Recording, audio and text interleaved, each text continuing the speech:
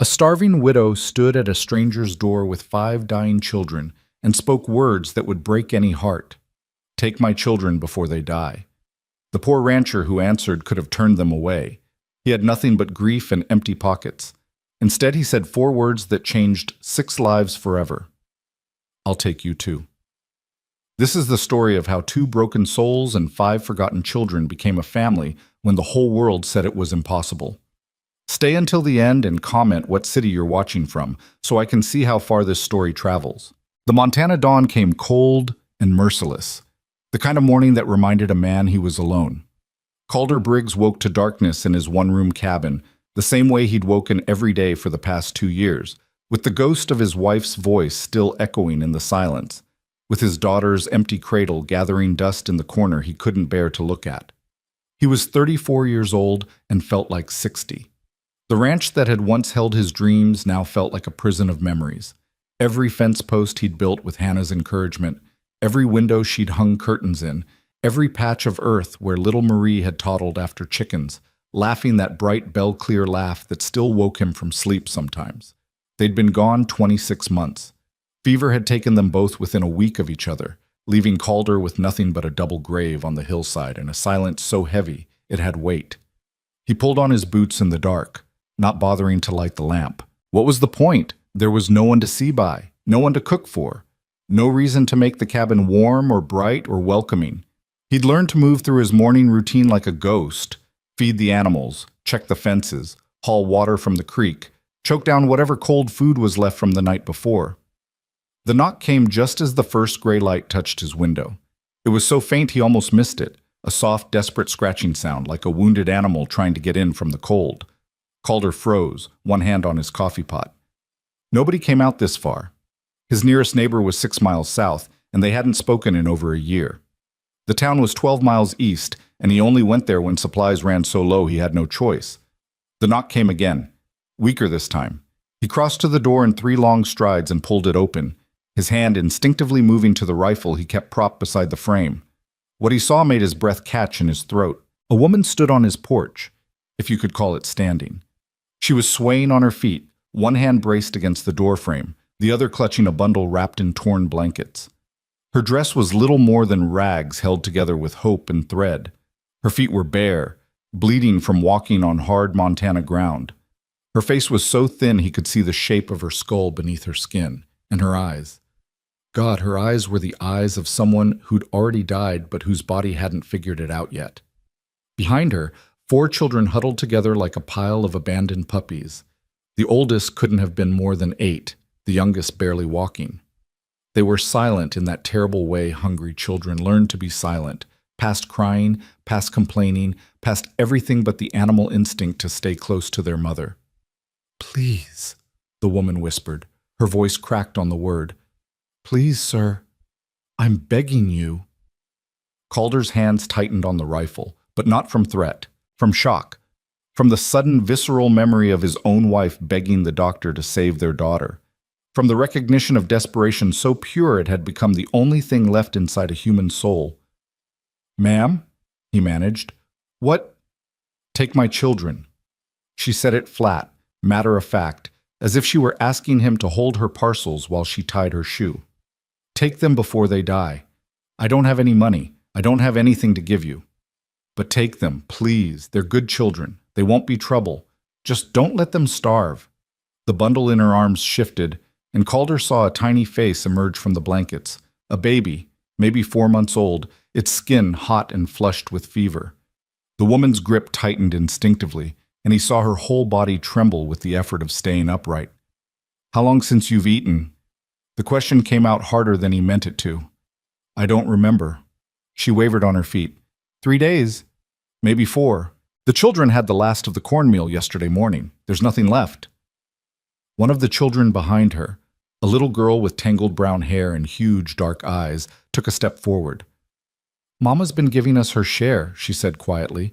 "She hasn't eaten in longer than 3 days. She's lying." "Lydia." The woman's voice cracked with warning, but there was no strength behind it. The little girl ignored her. She looked straight at Calder with a directness that was almost adult. "Our daddy died in the mine collapse 4 months ago. We lost our house. We've been walking for 2 weeks trying to find work or family or anybody who'd help. We have nobody. Mama can't walk much farther. Neither can Ruth. That's the baby. She's sick." "Lydia, stop." The woman's knees buckled. She caught herself on the doorframe, and the baby in her arms let out a thin, reedy cry that sounded more like a dying bird than a human child. Calder moved without thinking. He caught the woman's elbow before she fell, steadying her with one hand while his mind raced to catch up with what he was seeing. 5 children, a widow, starving, sick, desperate enough to offer her own children to a stranger. "I'll work," the woman said, her words tumbling over each other now. "I can cook. I can clean. I can mend and sew and work a garden. I won't ask for wages, just food for the children, just enough to keep them alive. And when they're strong enough, I'll take them and go. I swear it. I won't be a burden. Just please, please don't turn us away." She lifted her face to his, and Calder saw tears cutting clean tracks through the dirt on her cheeks. "I'm begging you," she whispered. "If you have any mercy in your heart, if you've ever loved anyone, if you know what it is to watch your own child suffer and not be able to help." Her voice broke completely. She lowered her head, shoulders shaking with silent sobs. And something inside Calder Briggs, something he thought had died and been buried with Hannah and Marie, cracked open like a seed in frozen ground. He looked at the children, really looked at them. The oldest girl, Lydia, stood with her chin up and her spine straight despite the exhaustion in her eyes, protecting her siblings even while she could barely stand. Behind her were twin boys, maybe 5 years old, holding hands and watching him with identical expressions of wary hope. A toddler clung to Lydia's skirt, thumb in her mouth, too young to understand but old enough to be afraid. And in their mother's arms, the baby burned with fever, her little chest rising and falling too fast, too shallow. His daughter would have been 3 years old by now. "What's your name?" he asked quietly. The woman raised her head slowly, as if she couldn't quite believe he was still talking to her. "Marin," she whispered. "Marin Calhoun. These are my children. Lydia, Stan, Bo, June, and Ruth." "How old?" "Lydia is 8. The twins are 5. June is 2. Ruth is 4 months." Marin's voice steadied slightly, as if speaking their names gave her strength. "They're good children, Mr. Briggs, Calder Briggs." He looked down at the baby in her arms, seeing the flush of fever, the 2 bright eyes. "The baby needs medicine." "I know," Marin's face crumpled. "I know, but I can't afford. I have some left from when my—" Calder stopped, swallowed hard. "From before. It might help. Come inside." Marin stared at him. "You're letting us in?" "Unless you plan to stand on my porch until you collapse." He stepped back, pulling the door wider. "All of you, inside, now." For a moment, nobody moved. The children looked at their mother. Marin looked at Calder as if he might be a mirage that would disappear if she blinked. "I mean it," Calder said, and his voice came out rougher than he intended. "Get in here before you freeze." Lydia moved first, ushering her siblings forward with the practiced efficiency of a child who'd been parentified too young. The twins darted past Calder like nervous rabbits. June clung to Lydia's hand and stared up at him with enormous eyes. Marin came last, moving slowly, every step an act of will. Calder closed the door behind them and turned to survey his suddenly crowded cabin. 6 people. 6 living, breathing, desperate people, where this morning there had been only one ghost of a man. The children huddled together near the cold fireplace, silent and watchful. Marin stood in the middle of the room with the baby in her arms, swaying slightly, her eyes darting around as if cataloging escape routes. "Sit," Calder said, gesturing to the chair by the table, the only chair he owned. When Marin didn't move, he added more gently, "Please, before you fall down." She sank into the chair with a small, helpless sound, as if her legs had been waiting for permission to give out. The baby whimpered against her chest. Calder moved to the shelf above his dry sink and pulled down the small brown bottle he hadn't been able to throw away. Willow bark extract. The doctor had left it when Marie was dying. It hadn't been enough to save her, but it might bring down this baby's fever. He brought it to Marin along with a clean cloth and his water dipper. Mix a few drops in water, not too much. She's small. Should help with the fever. Marin's hand shook as she took the bottle. I can't pay you for this. Didn't ask you to. Calder turned away before she could argue, focusing on the children instead. They were watching him with the wary intensity of wild animals, ready to bolt if he made a wrong move, but too desperate to run. The cabin had gone 26 months without children's voices. Now it was full of them. Or it would be, once they decided he wasn't a threat. You kids hungry? He asked. Four heads nodded in unison. Even the toddler, June, nodded, though Calder doubted she understood the question. She just knew the answer was supposed to be yes. He went to his larder, such as it was, a half sack of cornmeal, some dried beans, a few strips of jerky, 3 eggs from this morning's collection, a jar of preserves Hannah had put up 3 summers ago that he hadn't been able to open because it still smelled like her hands. It was meant to last him a week, maybe more if he was careful. He pulled it all out and set it on the table. Marin's eyes widened. Mr. Briggs, no, that's your food. We can't, You can and you will. He was already mixing cornmeal and water, his hands remembering the motions from years of cooking breakfast for Hannah. When did these kids last have a hot meal? Marin's silence was answer enough. Calder built up the fire in the stove, heated his cast iron skillet, and started cooking. Johnny cakes first. Quick, filling, easy on starving stomachs. While they cooked, he scrambled the eggs and fried the jerky until the cabin filled with the smell of food. Behind him, he heard one of the twins whimper. Then Lydia's voice, very soft. Quiet, Stan. Don't be rude. But I'm hungry, the boy whispered back. I know, we all are. Just wait. Calder's jaw tightened. He flipped the Johnny cakes with more force than necessary, his mind racing. What the hell was he doing?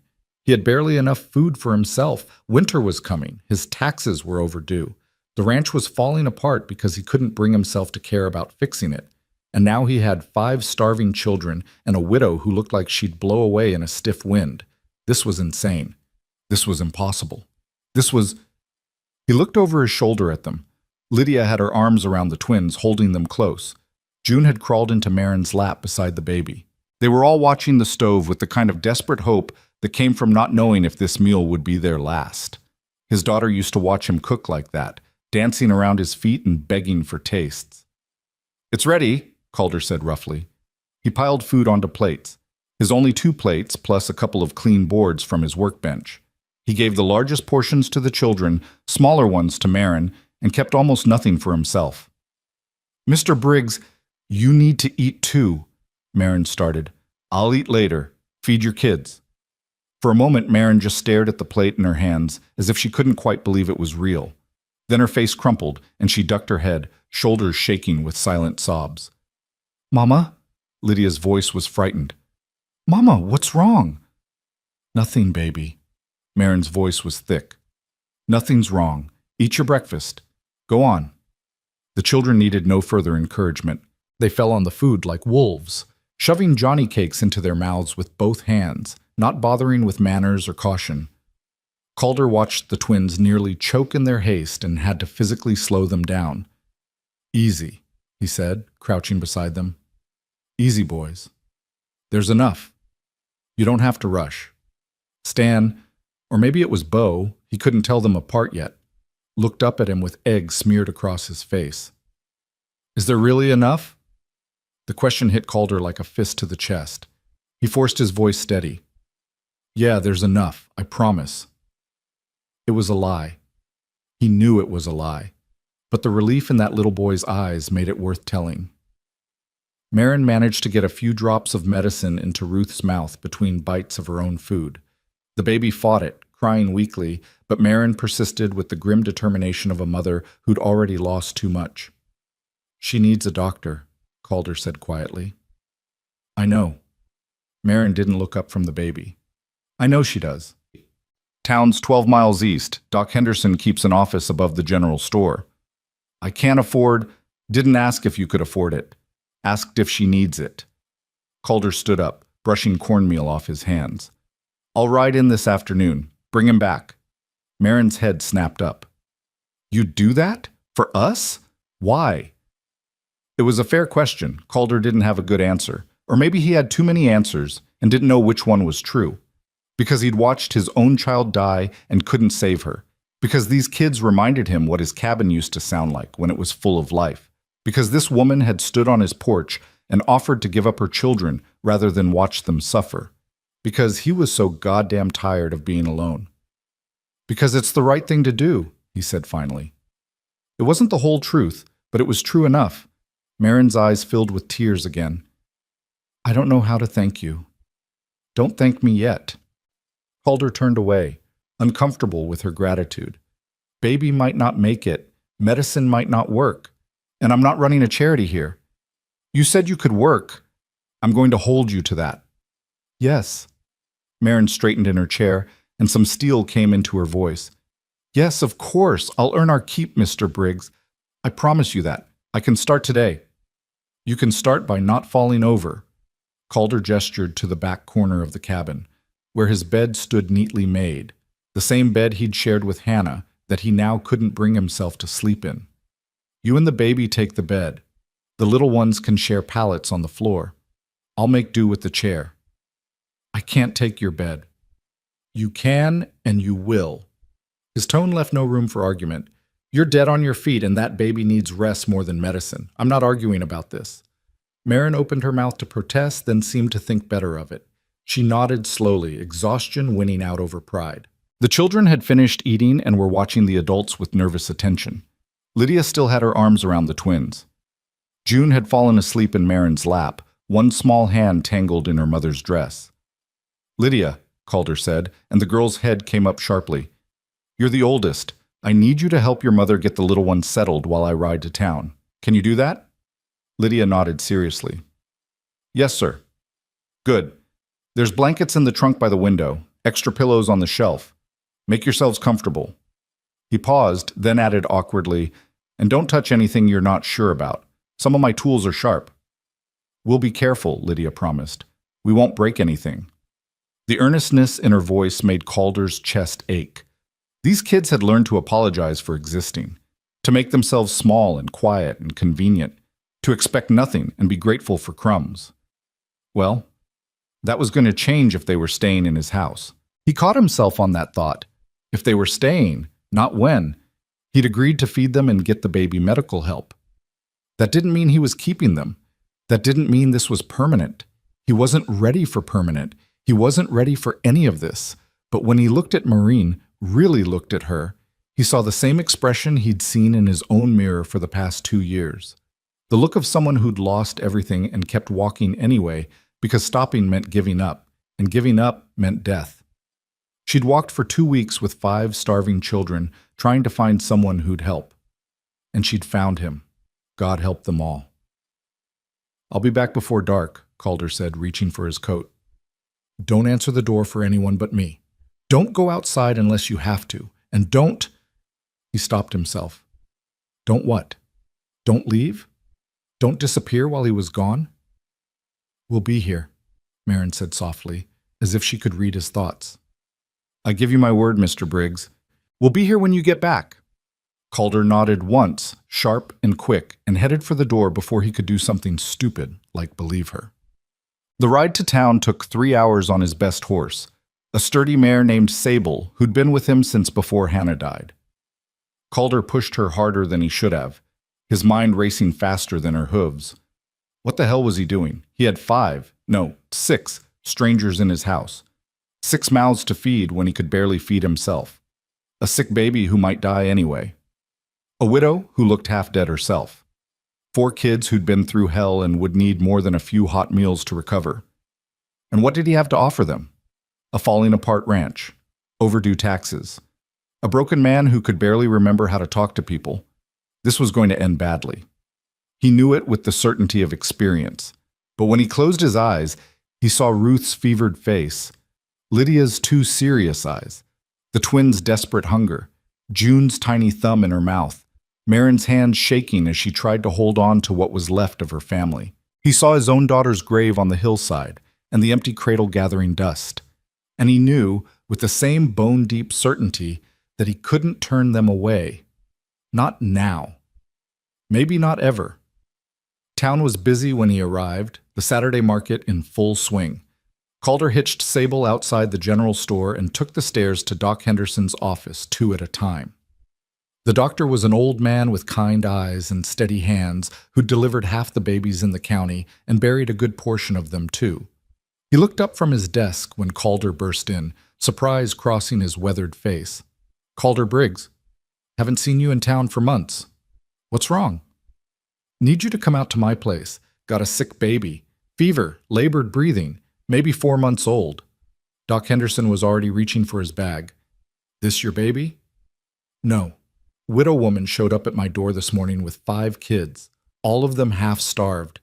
The baby's the worst." The doctor paused, giving Calder a long, measured look.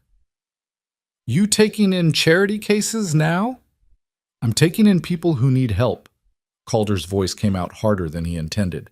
"You coming or not?" "I'm coming." Doc Henderson grabbed his coat. "But Calder, you know what people will say about a widower taking in a widow woman and her children." "I don't give a damn what people say." "Maybe you should." The doctor's tone was gentle but firm. "This is a small town. People talk, and not all of it's kind." Calder thought about Marin's desperate eyes, about Lydia's too adult protectiveness, about a baby burning up with fever while her mother had nothing to give her but prayers and starvation. "Let them talk," he said flatly. "That baby needs help today.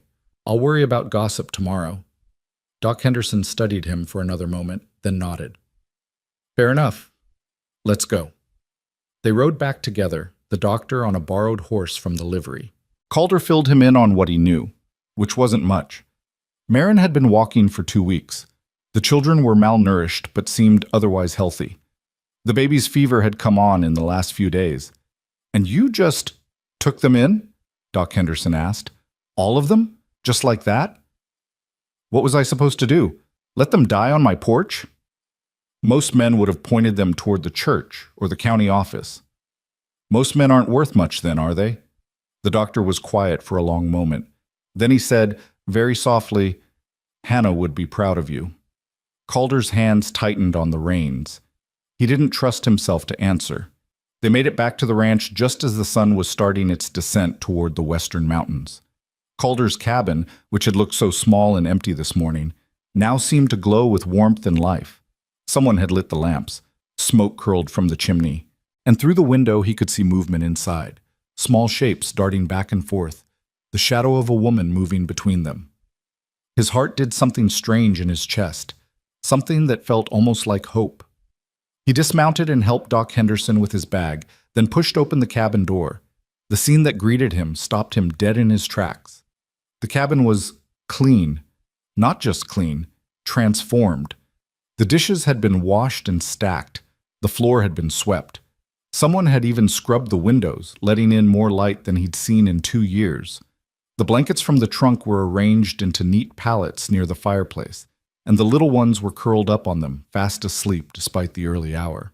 Marin sat in the rocking chair, Hannah's old rocking chair that he'd shoved into the corner because he couldn't bear to look at it, with Ruth in her arms. She was singing softly, some lullaby he didn't recognize, and the baby's breathing seemed easier than it had this morning. She looked up when they came in, and her whole face flooded with relief. "Mr. Briggs, you came back," as if there'd been any doubt. "Brought the doctor," Calder said gruffly, gesturing to Doc Henderson. "Let him look at the baby." The examination was thorough but quick.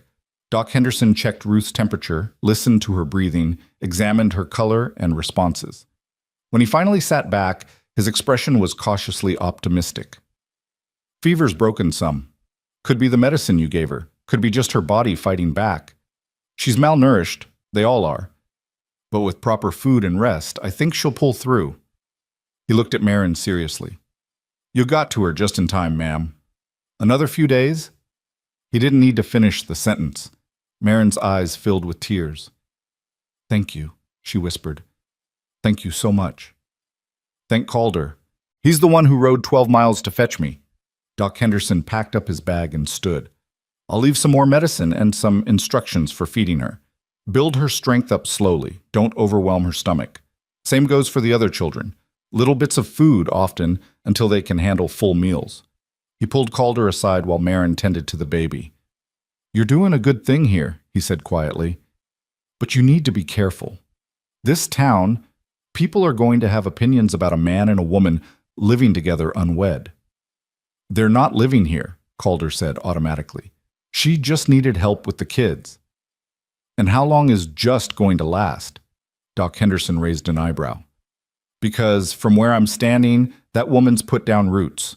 Cleaned your whole cabin in an afternoon, got your fire going, made the place look like a home again." He paused. "When's the last time this place looked like a home, Calder?" Calder didn't answer. Couldn't answer. The doctor clapped him on the shoulder. "Think about it. And if you need anything at all, you know where to find me." After he left, the cabin fell into an awkward silence. Marin busied herself with settling Ruth back into the bed. Calder stood in the middle of his transformed home, feeling like a stranger in his own space. "You didn't have to do all this," he finally said. Marin looked up from tucking blankets around the baby. "I told you I'd earn my keep. I meant you could rest. You were half dead this morning." "I've been half dead for months. Keeping busy helps." She smoothed the blankets with careful hands. "Besides, I wanted to. You gave us food, shelter, medicine. The least I could do was make the place decent." "It was decent before." "It was clean before. Now it's decent." Her voice was gentle but firm. "There's a difference, Mr. Briggs. A clean house is just walls and a floor. A decent house is something you can build a life in." The words hung between them, heavy with implications neither of them seemed ready to address. "The children," Calder said abruptly. "They doing all right?" "They're exhausted, asleep before their heads hit the pillows. I don't think they've felt safe enough to really sleep in weeks." Marin's voice softened. "Lydia helped me with everything. That girl's had to grow up too fast. Reminds me of someone else I know." Marin's laugh was bitter. "I suppose it does." She looked around the cabin, at the sleeping children, at the clean floors, at the home she'd made in the space of an afternoon. "Mr. Briggs, I need to talk to you about arrangements." "Arrangements?" Calder crossed his arms, suddenly wary. "How long we can stay. What work you'll need from me. When we'll need to move on." She met his eyes directly. "I meant what I said this morning. I'll work for our keep, but I won't impose on your charity forever. Once the children are strong enough to travel, once I've saved up enough money." "Where will you go?" The question came out sharper than he intended. Marin blinked. I don't know. West, maybe? Oregon? California? Somewhere there's work." "With 5 kids? No money? No family?" Calder shook his head. "You'll end up right back where you were this morning. Or worse. What choice do I have?" Her voice rose slightly, and she glanced at the sleeping children, forcing herself quiet again. "I can't stay here forever. You're a single man. I'm a widow. People will talk. The children need stability, not what? A roof over their heads? Food in their bellies?" Calder took a step forward. "You think I care what people say about me? You should care. It'll affect you, your reputation, your standing in town." "My standing in town is already dirt. My reputation's been the hermit who lives alone and won't talk to anyone for 2 years. He ran a hand through his hair, frustration building. "I'm not asking you to leave, Mrs. Calhoun. You're not asking me to stay either." The truth of it settled between them like dust. Calder looked at her, really looked at her, and saw past the dirt and exhaustion to the woman underneath. Younger than he'd first thought. Maybe 25, 26. Dark hair that would probably curl if it was clean and brushed. Eyes that had seen too much but hadn't given up hope entirely. Hands that were rough from work but gentle with her children. She was still standing, still fighting, still trying to protect what was hers. Just like Hannah had been. Just like he used to be, before grief hollowed him out. "I don't know what I'm asking," he admitted finally. "I don't know what this is or what it's going to be. All I know is that you and your kids needed help, and I can give it. So for now, for today, that's enough. And tomorrow? Tomorrow we figure out tomorrow." He gestured around the cabin. "You've already made this place more of a home in 1 day than I've managed in 2 years, so maybe Maybe we just take it one day at a time, see what happens. Marin studied him for a long moment, her expression unreadable. Then, slowly, she nodded. One day at a time, she repeated softly. I can do that. Good. Calder moved toward the door, suddenly needing air. I'll bed down in the barn tonight, give you and the kids more room. Mr. Briggs, it's fine, I've slept in worse places. He paused with his hand on the door. Lock this behind me. Don't open it for anyone but me. Will you be warm enough out there? The question, simple, concerned, domestic, hit him like a physical blow. When was the last time someone had asked if he'd be warm enough? If he'd eaten enough? If he was all right? I'll be fine, he managed. Get some rest, Mrs. Calhoun. Marin, she said quietly, if we're living under the same roof, even temporarily, you might as well call me Marin. Marin. The name felt strange on his tongue. Foreign. Like speaking a language he'd forgotten. Calder. She smiled, just a small, tired thing, but it was the first real smile he'd seen from her. Good night, Calder. Good night. He slipped out into the cold Montana evening and stood for a moment on his own porch, looking up at the stars scattered across the darkening sky. Inside the cabin, he could hear soft sounds, a baby's murmur, a child's sleepy question, Marin's gentle answer, the sounds of a family. His cabin, his empty, silent, grief-filled cabin, was full of life again. And Calder Briggs stood alone in the dark, wondering if he was saving these people or if, somehow, they were saving him. The barn was colder than Calder remembered, but he didn't mind. He'd spent plenty of nights out here over the past 2 years, nights when the cabin felt too full of ghosts, when Hannah's absence screamed louder than any presence could. Tonight was different, though. Tonight he wasn't running from memories.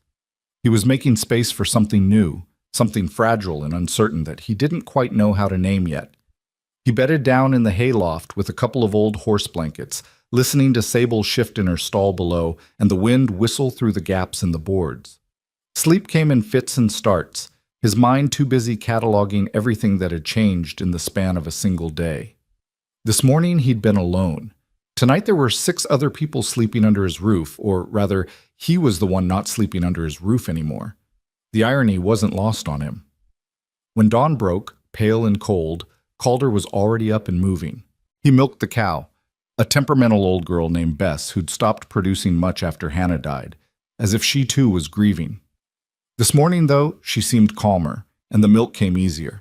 Maybe she could sense the change in the air. Maybe Calder was just imagining things. He carried the milk pail back to the cabin and paused outside the door, suddenly uncertain. This was his house. He'd built it with his own hands. But somehow, standing here with dawn light touching the windows and smoke curling from the chimney, he felt like a visitor waiting for permission to enter. He knocked, softly. The door opened almost immediately. Marin stood there, already dressed, her hair pulled back in a braid that made her look younger than she had yesterday. She'd washed her face and hands, and there was color in her cheeks that hadn't been there before. Behind her, the cabin was already alive with quiet activity, Lydia helping June into a clean dress, the twins whispering to each other near the fireplace. "Good morning," Marin said, and her voice held a warmth that made something in Calder's chest tighten. "I was about to start breakfast. Is that milk?" He held out the pail wordlessly. She took it with a grateful smile. "The children will be so happy. None of them have had fresh milk in months." She stepped back, gesturing him inside. "Please, come in. You must be freezing." "I'm fine." But he came in anyway, stomping the cold from his feet. The cabin was warmer than it had been in 2 years, not just from the fire, but from the bodies filling it, the breath and life and motion of people who weren't ghosts. Lydia looked up from where she was braiding June's hair. "Good morning, Mr. Briggs." "Morning." Calder hung his coat on the peg by the door. "You can call me Calder." The little girl's eyes widened slightly. "Mama says we should be respectful." "Being respectful and being friendly aren't the same thing." He crouched down to her level. "Mr. Briggs was my father. I'm just Calder." Lydia glanced at her mother for permission. Marin nodded, and the girl's serious face softened into something almost like a smile. "Okay. Calder." The twins were less shy. They'd been examining his work tools in the corner, careful not to touch, just looking, and now they rushed over with identical expressions of excitement. "You got a real forge out in the barn," one of them said breathlessly. "We saw it through the window. And hammers and tongs and everything," the other added. "Do you make things? Can you show us?" "Stand, Bo. Don't pester him," Marin called from where she was mixing cornmeal batter. "Mr. Briggs, Calder, has work to do." "It's all right." Calder found himself almost smiling. "Yeah, I work metal sometimes. Fix tools, make horseshoes, whatever needs doing. Maybe I'll show you later if you're good." The boys lit up like Christmas morning. They scampered back to their corner, whispering excitedly to each other about forges and fire and all the things little boys found magical. Breakfast was cornmeal mush with fresh milk and a precious spoonful of honey that Calder had been saving. The children ate with slightly better manners than yesterday. Still hungry, still eager, but not quite so desperate. Ruth was awake and fussy, but seemed stronger. Her fever had broken completely overnight, and she nursed from Moran with more vigor than before. "The medicine worked," Marin said quietly, catching Calder watching. "I can't thank you enough. Doc Henderson did the work. I just rode to town." "You did more than that." She shifted Ruth to her other arm. "You opened your door. Most people wouldn't have." Calder didn't know what to say to that, so he said nothing. He finished his breakfast and stood, reaching for his coat. "I need to check the fences in the north pasture. Probably be gone most of the morning." "We'll be here." Marin's voice was steady. "Sure. I thought I might tackle the garden plot today, if that's all right. Get it ready for spring planting. Garden's been dead for 2 years. Might not be worth the effort." "Everything's worth the effort if you're willing to work for it." She met his eyes with quiet determination. "And I am willing to work, Calder. I meant what I said." He nodded slowly. "Tools are in the barn. Take whatever you need." Outside, the morning was clear and cold. Calder worked his way along the fence line, replacing broken posts and restringing wire where the cattle had pushed through. It was mindless work, the kind that let his thoughts wander. He kept thinking about the cabin, about the sounds of children's voices and the smell of breakfast cooking and the way Marin had smiled when she opened the door, about how strange it felt to come home to people instead of emptiness. Part of him wanted to run, to tell Marin to take the kids and leave before this got complicated, before he started depending on those sounds and smells and smiles. But another part of him, the part that had been silent and cold for 2 years, was waking up. And it was hungry for exactly what he was most afraid of. When he came back at midday for water and a quick meal, he found the garden plot transformed. Marin had cleared away 2 years of dead growth and weeds, turned over the soil, and marked out neat rows for planting. She was on her knees in the dirt, her dress tied up to keep it clean, her face flushed with exertion. Lydia was helping her, carrying rocks to the edge of the plot. The twins were supposed to be helping too, but they'd gotten distracted chasing a frog. June sat nearby, playing with pebbles and talking to herself in that nonsensical way toddlers had. It looked like a family. It looked like a life. Calder's throat tightened. Marin looked up and saw him standing there. She wiped dirt from her forehead, leaving a smudge behind. "We're making progress. Soil's better than I expected. We could have vegetables by summer if we plant soon." "We." The word stuck in his mind. Not you or I, but we. As if she was already thinking of this as a shared endeavor. As if she'd already decided to stay. "I mean," Marin caught herself, color rising in her cheeks. "If we're still here by summer, if you want us to be." "Do you want to be?" The question came out before Calder could stop it. Marin sat back on her heels, studying him. Around them, the children played and worked, oblivious to the weight of the conversation happening over their heads. "I want my children to be safe," she said carefully. "I want them to have enough to eat and a roof over their heads and a chance to be children again instead of just survivors. If that means staying here, if you're offering that, then yes, I want to be here. And if I'm not offering it, then I'll be grateful for every day you give us and move on when you say it's time." Her voice was steady, but her hands trembled slightly as she brushed dirt from her skirt. "I won't impose where I'm not wanted, Calder. I've got too much pride for that. But I also won't lie and say I want to leave. Not when this is the first place that's felt safe since my husband died." The honesty of it knocked the breath out of him. He wasn't used to people being direct anymore. Wasn't used to anyone caring what he thought or felt. "You can stay," he heard himself say, "long as you need to." Marin's whole face softened. "Thank you. But we need to talk about practical things, food, supplies, money." He ran a hand through his hair. "I've got enough to get us through maybe another week if we're careful. After that, I need to figure out how to stretch what we've got." "I can help with that. I'm good at making little go far. Had to be." Marin stood, brushing dirt from her knees. "And I can work. Not just here at the ranch, but in town if need be. I can take in sewing, laundry, whatever people need. Town's 12 miles away. I can walk it." "Not with 5 kids you can't." Calder shook his head. "We'll figure something out. Just let me think on it." That afternoon, while the children napped and Marin worked on mending clothes she'd found in his trunk, Hannah's old dresses, though he didn't tell her that, Calder sat at the table and did the math. It wasn't good. His savings were nearly gone. The ranch was barely producing enough to keep one man alive, let alone 7 people. He owed back taxes. The bank was making noises about the mortgage, and now he had 6 more mouths to feed. He was screwed. Completely, utterly screwed. But when June woke from her nap and toddled over to him, thumb in her mouth, and climbed right up into his lap as if she'd known him her whole life, Calder found he didn't care about the math anymore. The little girl settled against his chest, her head tucked under his chin, and went right back to sleep. She was warm and solid and real, and she trusted him completely without question or hesitation. Marie used to do this.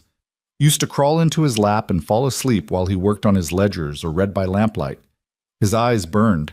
He blinked hard and kept his breathing steady so he wouldn't wake her. Across the room, Marin had stopped sewing. She was watching them with an expression Calder couldn't quite read, something soft and sad and hopeful all at once. "She doesn't usually warm up to strangers that fast," Marin said quietly. "Maybe I'm not a stranger anymore." "No." Marin's voice was almost a whisper. "I suppose you're not." The next few days fell into a rhythm that felt both strange and natural. Calder worked the ranch, fences, livestock, repairs that had been neglected for too long. Marin worked the house and garden, transforming both with an efficiency that spoke of years of practice. The children slowly came back to life, filling out, gaining strength, learning to laugh again. Lydia followed Calder around like a shadow, asking questions about everything. How did the cattle know where to go? Why did the fence posts need to be set so deep? What kind of wood was best for building? She had a sharp mind and a hunger to learn that reminded him painfully of himself at that age. The twins were harder to manage. They had energy that came from finally being fed regularly, and they got into everything. Calder found them in the forge one afternoon, trying to light the fire themselves. Another time, they'd climbed onto the roof of the barn and couldn't figure out how to get down. Marin apologized profusely each time, but Calder found himself more amused than angry. "Boys will be boys," he said, helping stand down from the barn roof while Bo watched from above. "I did worse at their age." "Did your father tan your hide for it?" Marin asked. "Every time. Didn't stop me, though." "Then what did?" Calder thought about it. "Growing up, I guess. Learning that actions have consequences. That kind of thing takes time." "Time," Marin smiled tiredly. "That's the one thing I can give them now. Thanks to you." By the end of the first week, the children had claimed the cabin as home. They knew which floorboards creaked, where the mouse hole was in the corner, how to work the pump at the sink. They'd named the chickens and learned to collect eggs without breaking them. Stan and Bo had made friends with Sable, sneaking her treats and brushing her mane until it shone. Ruth was thriving. Her fever stayed gone, and she was putting on weight, her little face filling out. She'd started smiling, real smiles, not just gas, and the sound of her baby laughter filled the cabin like music. Calder caught himself smiling more, talking more, coming inside for meals instead of eating alone in the barn. He still slept out there, wouldn't impose on Marin's space, wouldn't give the town gossips any more ammunition than they already had. But the days were spent together, working side by side, building something that felt dangerously like a life. It was Sunday morning when reality came crashing back.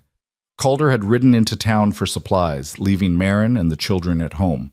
The general store was busy with after-church shoppers, and the moment Calder walked in, the conversations died like someone had blown out a candle. Everyone stared. Jeb Randall, the store owner, was a thick-necked man with shrewd eyes and a smile that never reached them. He leaned on his counter and looked Calder up and down like he was examining livestock. Well, Calder Briggs. Haven't seen you in weeks. Heard you've been busy. Just need supplies, Jeb. Calder pulled out his list. Flour, sugar, coffee, dried beans, salt pork. Necessities, nothing fancy. Supplies for 7, I hear. Jeb's smile widened. Word is you took in that widow woman and her pack of strays. That true? The store had gone completely silent. Every ear was tuned to their conversation. That's my business, Calder said evenly. It's the whole town's business when a widower and a widow set up house together without benefit of marriage. This came from Mrs. Hartley, a pinch-faced woman who ran the church auxiliary and considered herself the arbiter of public morality. It's unseemly, Mr. Briggs, scandalous even. Woman needed help. I helped her. Calder kept his voice level, but his hands were clenched into fists at his sides. Don't see what's scandalous about that. Don't you? Mrs. Hartley's eyebrows rose. A young woman living in your home, sharing your space? What kind of example does that set? The kind that says when someone's dying on your doorstep, you don't turn them away. Calder turned to face her fully. Or is that not in the Bible anymore? Must have missed that sermon. Mrs. Hartley's face flushed red. Don't you dare quote scripture at me. Then don't you dare judge me for doing what's right. Calder's voice rose despite his best efforts. That woman walked for 2 weeks with 5 starving children trying to find help. You know where she went first? The church. Know what they told her? That they didn't have resources for wanderers. So she kept walking, and she ended up at my door because I was the only person who didn't slam it in her face. The silence in the store was thick enough to cut with a knife. Reverend Morrison, who'd been standing quietly by the pickle barrel, cleared his throat. Mr. Briggs, I'm sure Mrs. Hartley meant no offense. Didn't she? Calder looked at the Reverend. Because it sounds to me like she's more concerned about appearances than about 6 people who almost starved to death. We have to maintain standards, Mrs. Hartley insisted. Moral standards. What you're doing, living with that woman unwed, it sets a bad precedent. You know what sets a bad precedent? Calder's voice dropped to something cold and dangerous. Letting children die because you're too worried about gossip to help them. He turned back to Jeb. You going to sell me these supplies or not? Jeb's expression had gone calculating. He looked at the list, then at Calder, then at the list again. Supplies cost money, Calder. You got money? I've got credit here, have for 5 years. Had credit, past tense. Jeb folded his arms. But that was when you were buying for 1. This is buying for 7. That's a different proposition. What are you saying? I'm saying I need payment up front, cash money. No more credit. The store erupted in whispers. Calder's jaw clenched so tight his teeth ached. You know I don't have cash right now. Harvest won't come in for months. Then I guess you'll have to figure something out. Jeb's smile was cruel. Can't run a business on charity, Calder. Especially not for people who aren't even your responsibility. They're human beings who needed help. They're a burden. And now they're your burden. Jeb leaned forward.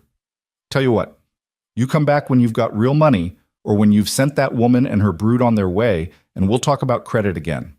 Until then, my hands are tied.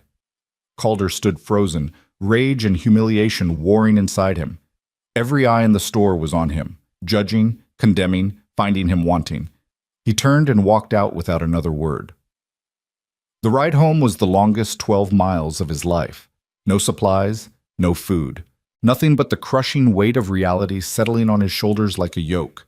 He'd been a fool. A romantic fool who thought good intentions could substitute for practical planning. Marin and the children were depending on him, and he'd just failed them spectacularly. When he got home, Marin took one look at his face and sent the children outside to play. What happened? She asked quietly. Calder told her. All of it. The stares, the gossip, Jeb's refusal to extend credit. The town's judgment laid bare. Marin listened in silence, her face growing paler with each word. When he finished, she was quiet for a long moment. "It's because of me," she finally said. "Because I'm here. Because people think we're—" She couldn't finish the sentence. "It's because people are small-minded and cruel. It's because they're not wrong." Marin stood abruptly, pacing to the window. "We are living together, unwed, with children. Of course they're talking. Of course they're judging. I should have realized. What? That helping someone in need would cost me my reputation?" Calder's laugh was bitter. "I told you before, I don't care what they think." "But I care what it costs you." Marin spun to face him, and there were tears in her eyes. "You've given us everything. Your food, your home, your time. And now you're standing in the community. How much more am I supposed to take from you before I admit this was a mistake?" "It's not a mistake. Isn't it?" She gestured around the cabin. "Look at us, Calder. I've been here a week, and already you can't buy supplies. What happens in another week, another month? When winter comes and we've got 7 mouths to feed and no credit and no money, and a town that hates us? We'll figure it out." "How?" Her voice broke. "How are we going to figure it out? I can't work in town. They won't hire me. You can't sell anything. Nobody will buy. We're trapped, and it's my fault, and I—" She stopped, pressing her hands over her mouth as if she could force the words back in. Calder crossed the room in 3 strides. He took her shoulders gently, making her look at him. "Listen to me. This is not your fault. None of it. Not the gossip, not Jeb being a bastard, not any of it." His voice was firm. "You did what you had to do to save your kids. That's not wrong. That's not shameful. That's survival. But now you're suffering for it." "I'm not suffering. I'm living." The words surprised him even as he said them. "For the first time in 2 years, I'm actually living instead of just existing. You and those kids. You brought life back into this place, into me. So don't you dare apologize for that." Marin stared at him, tears streaming down her face. "What are we going to do?" That was the question, wasn't it? What were they going to do? Calder thought about his options. They were limited. He could sell some livestock, but he needed them to keep the ranch running. He could take out a loan, but no bank would lend to him with overdue taxes hanging over his head. He could find work in town, but who would hire a man the whole community had turned against? Unless. "There might be one thing," he said slowly. "What?" "Your husband. You said he died in a mine collapse?" Marin nodded warily. 4 months ago, the Lucky Strike mine. They said it was an accident, but they didn't pay compensation, said he'd violated safety rules. But there'd be a death certificate, documentation. Yes. Why? Calder's mind was racing now, pieces falling into place. Because widows with documentation can claim territorial relief funds. It's not much, but it's something. And if we file the paperwork, we tried. The territorial office said we didn't have proper proof of marriage. Our certificate was lost in a fire years ago, and they wouldn't accept my word alone. Marin's voice was flat with old defeat. They said without documentation I wasn't legally his widow, so no relief. But if we could prove it, how? Everyone who was at our wedding is dead or scattered. The preacher moved east. The witnesses are gone. There's no way to prove something that happened 9 years ago without any records. She was right, and Calder knew it. But the defeat in her voice made him want to punch something. "Then we find another way," he said firmly. "I've still got some savings. Not much, but enough to hold us for a few weeks. And I can hunt, fish. We'll make do." "For how long?" Marin pulled away from him, wrapping her arms around herself. "How long can we make do before we run out of options? Before the bank takes your ranch or the county seizes it for taxes? Before we're right back where we started, only now you've lost everything too?" "I won't let that happen." "You can't promise that." She looked at him with such sadness it hurt. "You can't control everything, Calder. Sometimes things fall apart no matter how hard you try to hold them together." She sounded like she was talking from experience, like she'd watched her whole world collapse before and knew exactly how it felt. "Maybe," Calder admitted, "but I can control what I do about it, and I choose to keep fighting, for you, for those kids, for this." He gestured around the cabin, at the home they'd built together, however fragile and temporary it might be. Marin's expression softened slightly. "You're a stubborn man," Calder Briggs. "So I've been told." He managed a small smile. "Question is, are you stubborn enough to keep fighting with me?" For a long moment she didn't answer. Outside they could hear the children playing, Stan and Bo arguing over something, Lydia's patient voice mediating, June's bright laughter. "Yes," Marin finally said. "God help us both, but yes." They stood there in the quiet cabin, the weight of uncertainty hanging between them, but also something else. Something that felt almost like partnership, like solidarity, like maybe, just maybe, they were stronger together than they'd been apart. That night, after the children were asleep, Marin brought out her late husband's watch, the one she'd tried to give Calder before. She set it on the table between them, the gold-catching lamplight. "Take it," she said quietly. "Sell it. Use the money for food." Calder looked at the watch. It was fine craftsmanship, probably worth a decent amount, enough to buy supplies for a month, maybe more. It was also the last piece of her old life, the last connection to the man she'd loved and lost. "No," he said. "Calder, no." He pushed it back across the table toward her. "That's yours. Your memories. I won't take that from you. Memories don't feed children. Neither does guilt." He met her eyes. "You sell that watch, you'll regret it every day for the rest of your life. And when times get hard again, and they will, you'll have nothing left of him to hold on to. I won't do that to you." "Then what? I'll sell my mare." The words came out before he'd fully thought them through, but once said, he knew they were right. "Sable's a good horse, strong, well-trained. She'll fetch a fair price." Marin's eyes widened. "Your horse? But how will you get to town? How will you work the ranch?" "I'll walk. I'll manage. It's just a horse." "It's not just a horse." She reached across the table, covering his hand with hers. "That horse is your transportation, your livelihood, part of how you work this ranch. And you're part of this family now." Calder looked down at her hand on his. Small, work-roughened, warm. Family takes care of each other, even if it costs something. "We're not—" Marin stopped, color rising in her cheeks. "We're not family, not really. We're just—" "What? What are we, Marin?" She pulled her hand back, flustered. "I don't know, people helping each other. An arrangement." "Is that what this feels like to you? An arrangement?" The question hung in the air between them, heavy with implications neither seemed ready to face. "I don't know what this is," Marin admitted finally, her voice barely above a whisper.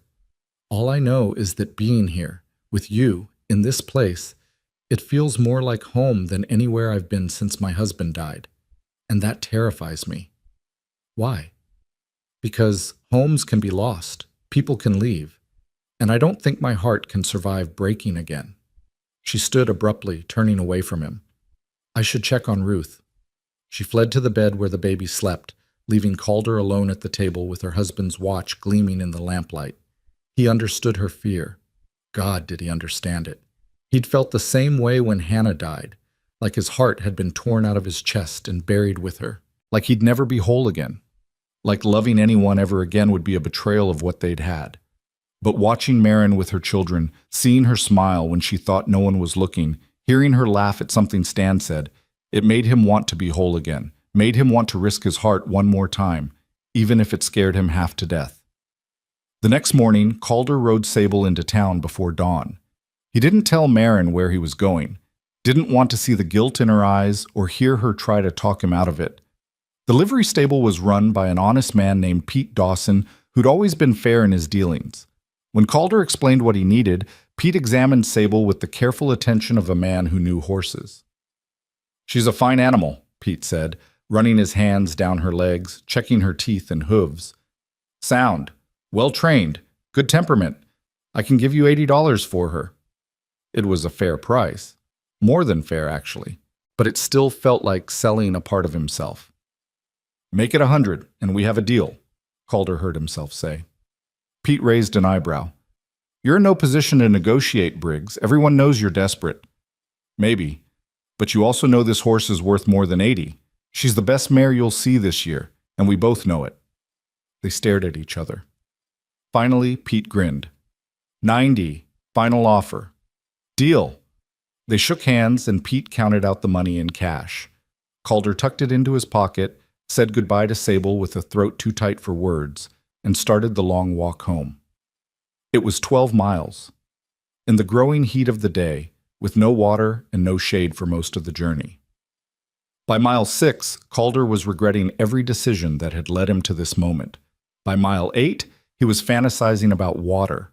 By mile 10, his feet were blistering in his boots and his head was pounding from sun and dehydration. He stumbled the last 2 miles on pure stubbornness, driven by the thought of Marion's face when he showed her the money. Of the children's smiles when they had full bellies again, of proving to the whole damn town that he could take care of his people, because that's what they were now. His people. His family. When the cabin finally came into view, shimmering in the heat haze, Calder had never been so happy to see anything in his life. He made it as far as the porch before his legs gave out. The door flew open and Marin was there, her face white with shock. "Calder, oh God, what happened? Where's Sable? Are you hurt?" He tried to answer, but his mouth was too dry. He fumbled in his pocket and pulled out the money, pressing it into her hands. $90, he managed to rasp. "Should hold us for a while." Marin stared at the money, then at him, then back at the money. "You sold her," she whispered. "You sold your horse." Needed the money. "You walked 12 miles in this heat. I'm fine." "You're not fine, you stubborn fool. You're half dead." Her voice rose to something close to a shout. "Lydia, bring water! Quick!" The children came running, their faces frightened. Lydia brought the water dipper with shaking hands. Marin held it to Calder's lips, supporting his head with her other hand, and he drank in desperate gulps. "Slow," she murmured. "Slow, or you'll make yourself sick." When he drained the dipper, she sent Lydia for more and helped Calder into the cabin. He collapsed into the chair, his chair, though it felt more like hers now, and let her fuss over him. She brought cold compresses for his head, made him drink more water, pulled off his boots to reveal bloody blisters. She gasped at the sight. "Why would you do this?" Her hands trembled as she cleaned the blisters with gentle care. "Why would you hurt yourself like this for us?" "Because you're worth it," Calder said simply. Marin's hand stilled. She looked up at him with eyes full of tears. "We're not worth this much," she whispered. "We're not worth you destroying yourself. That's not your call to make." Calder, I chose this, Marin. I chose you and those kids, and I'd do it again." He reached out, tilting her chin up so she had to meet his eyes. "Stop trying to push me away. Stop waiting for me to give up on you. It's not going to happen." A tear slipped down her cheek. "You barely know us." "I know enough." His thumb brushed away the tear without thinking.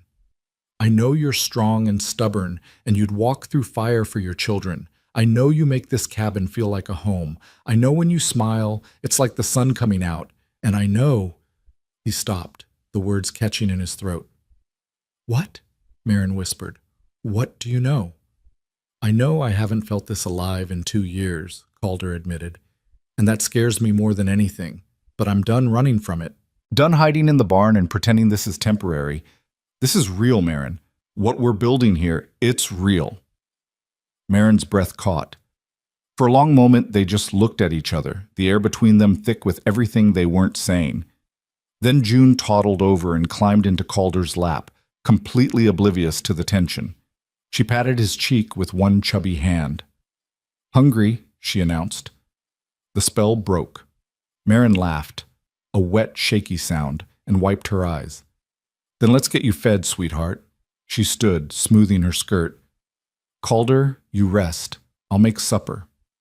"I can help. You can sit there and not fall over. That's all the help I need from you right now." He wanted to argue, but his body was done. He sat in the chair with June on his lap while Marin cooked, and the other children slowly crept closer, curious about what had happened. Stan was brave enough to ask, "Why did you sell your horse?" "Because your mama needed money for food." "But how will you get places without a horse?" "I'll walk, or maybe I'll get another horse someday. It's all right, son." Don't worry about it. The word son slipped out naturally, without thought. Stan's eyes widened and he looked at Bo, then back at Calder. Can we call you Pa? He asked hopefully. The question hit Calder like a physical blow. He looked at Marin, who'd frozen at the stove. Calder's voice came out rough. That's up to your mama, boys. Marin turned slowly. Her face was unreadable. We'll see, she said carefully. For now, why don't you call him Calder? Is that all right? The twins nodded, though Stan looked disappointed. That night, after the children were asleep, and Calder had finally convinced Marin that he was fine, just tired, they sat together at the table. The $90 sat between them, more money than either had seen in months, but also a reminder of what it had cost. Tomorrow, I'll go back to town, Marin said. Buy supplies while they're still willing to take cash. Take Lydia with you. She's smart. She'll remember what we need. And you'll rest? I'll try. Marin smiled slightly. You're a terrible liar. I know. They sat in comfortable silence, the lamplight casting shadows on the walls. Outside, an owl hooted. Inside, Ruth made small sleeping sounds. Calder? Marin's voice was quiet. Yeah? Thank you. For everything. For all of it. She reached across the table, taking his hand. I don't know how I'll ever repay you. You already have, Calder said, squeezing her fingers gently. Every day, just by being here. And in that moment, sitting in the warm cabin with her hand in his and the sounds of sleeping children around them, Calder Briggs realized something that terrified and exhilarated him in equal measure. He was falling in love with her, with all of them. And he had no idea what to do about it. The realization sat in Calder's chest like a stone for 3 days before he let himself examine it too closely. He was falling in love. Maybe had already fallen. And the weight of that truth was both terrifying and strangely liberating, like standing at the edge of a cliff and choosing to jump. Marin and Lydia made the trip to town that Tuesday, taking the wagon Calder hitched to his remaining draft horse. They left before dawn and didn't return until late afternoon. The wagon bed loaded with flour, cornmeal, beans, salt pork, sugar, coffee, and lamp oil. Real supplies. Enough to last them through spring if they were careful. But Marin's face when she climbed down from the wagon told Calder the trip had cost more than money. What happened? He asked, helping her unload sacks of grain while Lydia took the younger children inside. Nothing. Marin's voice was too tight, too controlled. Just town being town. Marin. She stopped, her hands gripping a bag of flour so hard her knuckles went white. Mrs. Hartley made sure everyone in the store knew we were there, made comments about that poor rancher supporting a woman and her whole brood and how it was charity gone too far. Jeb Randall took our money but made sure to count it twice, like he thought we might short him. And the church ladies, her voice cracked. They whispered the whole time. Loud enough for me to hear, not loud enough for me to call them on it, about impropriety and sin and setting bad examples. Calder's jaw clenched. Did anyone say anything to Lydia? A few children stared. One boy called her charity case. Marin's eyes flashed with protective fury. Lydia just lifted her chin and ignored him. She's got more dignity than the whole town put together. But Calder, she's 8 years old. She shouldn't have to... Her composure crumbled. She set the flour down and pressed her hands over her face, shoulders shaking. Calder pulled her into his arms without thinking. She stiffened for a moment, then collapsed against his chest, sobbing quietly into his shirt. I'm ruining your life, she choked out.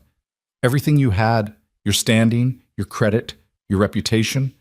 I've destroyed it all just by being here. You haven't destroyed anything. Calder's arms tightened around her. Those people were never really my friends anyway. I've been a ghost to them for 2 years. At least now they have a reason to talk about me other than poor widower won't come out of his cabin. That's not funny. Wasn't trying to be funny. Was trying to be honest. He pulled back enough to look at her face, using his thumb to wipe away her tears. Listen to me. I don't care what they think. I care about you and those kids being safe and fed and having a place to call home. Everything else is just noise. But what about the taxes, the mortgage, the county agent? The county agent, Calder had almost forgotten. When's he coming? Marin's face went pale. Next week, I heard talk in town. He's making his rounds, collecting overdue payments. Calder, if you can't pay, I know. He released her, running a hand through his hair. I know what happens. They'll seize the property, auction it off. I'll lose everything. How much do you owe? $240. The number sat between them like a death sentence. I've got... He did the math quickly in his head. Maybe 30 left from what we didn't spend on supplies, and no way to earn the rest before he gets here. They stood in the yard, the weight of impossible mathematics crushing down on them. The afternoon sun cast long shadows across the ranch Calder had built with his own hands, that held every memory of his life with Hannah, that was supposed to be his legacy. There has to be a way, Marin said desperately. We could sell more livestock, or tools, or... Wouldn't be enough, not in time. Calder looked around at everything he was about to lose. And even if it was, I can't sell what keeps this place running. The cattle are my breeding stock. The tools are how I work. Without them, there's no ranch anyway. Then what do we do? Before Calder could answer, the sound of hoofbeats cut through the air. They both turned to see a rider coming up the path, a lean man on a dun horse, moving with the confident ease of someone who owned the land he rode on. Calder's stomach dropped. He knew that rider, knew him all too well. Thomas Gentry, the county land agent, a week early. Go inside, Calder told Marin quietly. I'm not leaving you. Please, just take the children and go inside. Lock the door. Something in his tone made Marin obey. She gathered the last of the supplies and hurried into the cabin. Through the window, Calder could see her corralling the children, pulling them away from curious stares. Gentry dismounted with a smile that was all teeth and no warmth. He was maybe 40, dressed too well for a county employee, his boots polished to a shine that spoke of money from sources beyond his government salary. Calder Briggs, been meaning to ride out here for weeks. Gentry's eyes swept over the property with the calculating gaze of a man appraising livestock. Place looks better than I expected. Heard you'd let it go to seed after your wife died. What do you want, Gentry? Just doing my job, collecting what's owed to the county. He pulled a leather notebook from his saddlebag and flipped it open. Let's see. 2 years of back taxes at $120 per year. That's $240 plus 15 in penalties and interest. Makes it $255 total. The number had grown. Of course it had. I need more time, Calder said. That's what you said 6 months ago, and 6 months before that. Gentry snapped the notebook shut. Time's up, Briggs. I've got orders from the county to collect or seize. Those are my only options. I can get the money. Just give me until harvest. Harvest is 4 months away. I'm not authorized to wait that long. Gentry's eyes drifted to the cabin, where Marin's silhouette was visible through the window. Though I heard you've taken in some extra mouths to feed. Widow woman and her kids. That true? Calder's hands curled into fists. That's none of your business. It's county business when a man can't pay his taxes but can afford to support 6 extra people. Gentry's smile widened. Makes a person wonder about priorities. Get off my land. It's not your land. Not anymore. Not unless you can pay what you owe by... Gentry made a show of checking his pocket watch. Let's say 2 weeks from today. That's generous, considering. 2 weeks? 2 weeks? Otherwise, this property goes to auction. And Briggs? Gentry swung back into his saddle. You might want to tell that widow woman to start looking for a new place to stay. Because come auction day, whoever buys this land won't want squatters. He rode off, leaving Calder standing in the yard with rage and helplessness warring in his gut. The cabin door opened. Marin emerged, her face stricken. I heard, she said quietly. I heard all of it. 2 weeks. Calder's voice was hollow. 2 weeks to find money I don't have and can't earn. There has to be something, some way. There isn't. He turned to face her. I've thought about this from every angle. I don't have anything valuable enough to sell, no family to borrow from, no friends wealthy enough to loan me that kind of money, and no bank will touch me with the property already in arrears. Marin was quiet for a long moment. Then she straightened her spine and Calder saw steel come into her expression. The watch, she said. No. Listen to me. That watch is solid gold. It was expensive. My husband saved for 2 years to buy it. It has to be worth something. Not enough. Even if it's worth $100, which is generous, that still leaves us 155 short. Then we sell other things. My wedding ring, the silver brush my mother gave me. Whatever we can find. Marin, stop. Calder caught her hands. I'm not letting you strip yourself bare of every memory, every piece of your past, just to save my ranch. It's not just your ranch anymore. Her voice rose, fierce and desperate. It's our home, mine and the children's. Where else do we have to go? What happens to us when they take this place and you have nothing left? The question hung between them like a blade. I don't know, Calder admitted. I honestly don't know.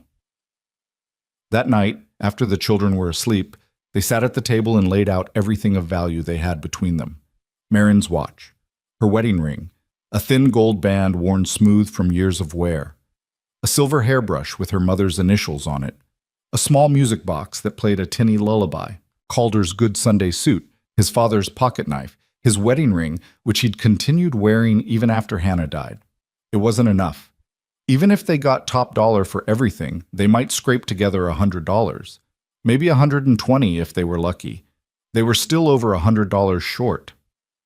There's one more thing, Marin said quietly. Calder looked up. Her face was pale but determined. I could work.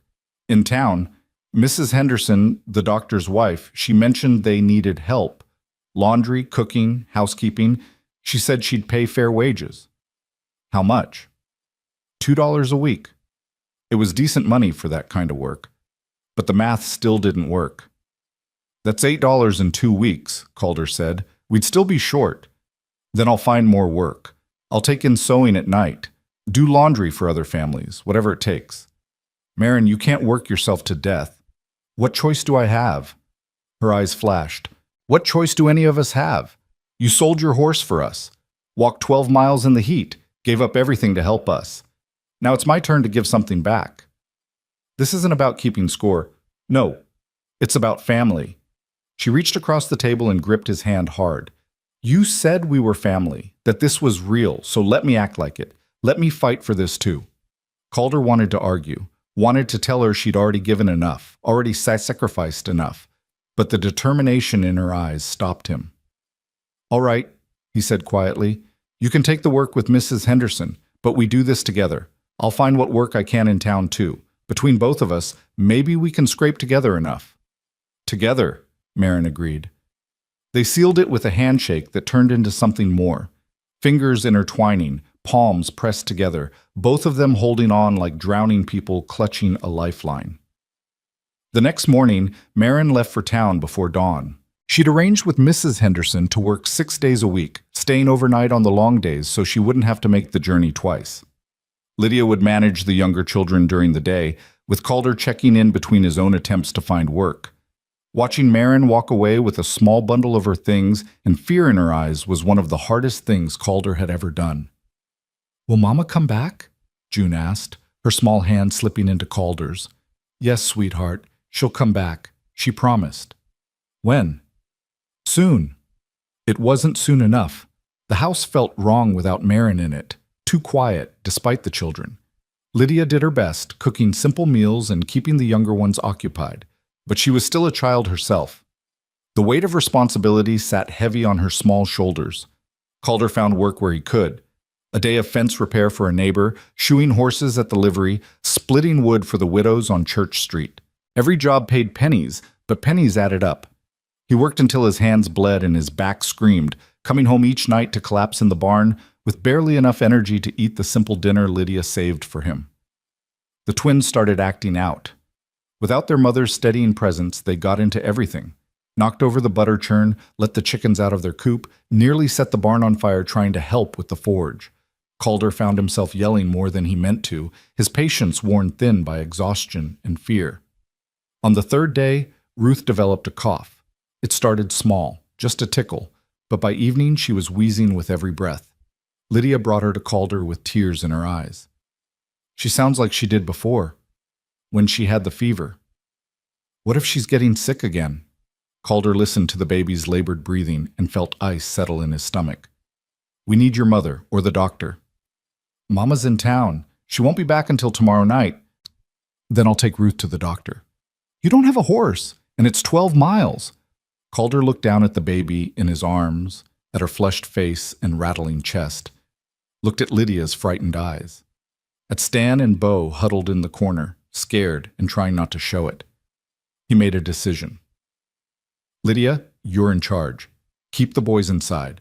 Don't let anyone in except me or your mother. Understand? Where are you going?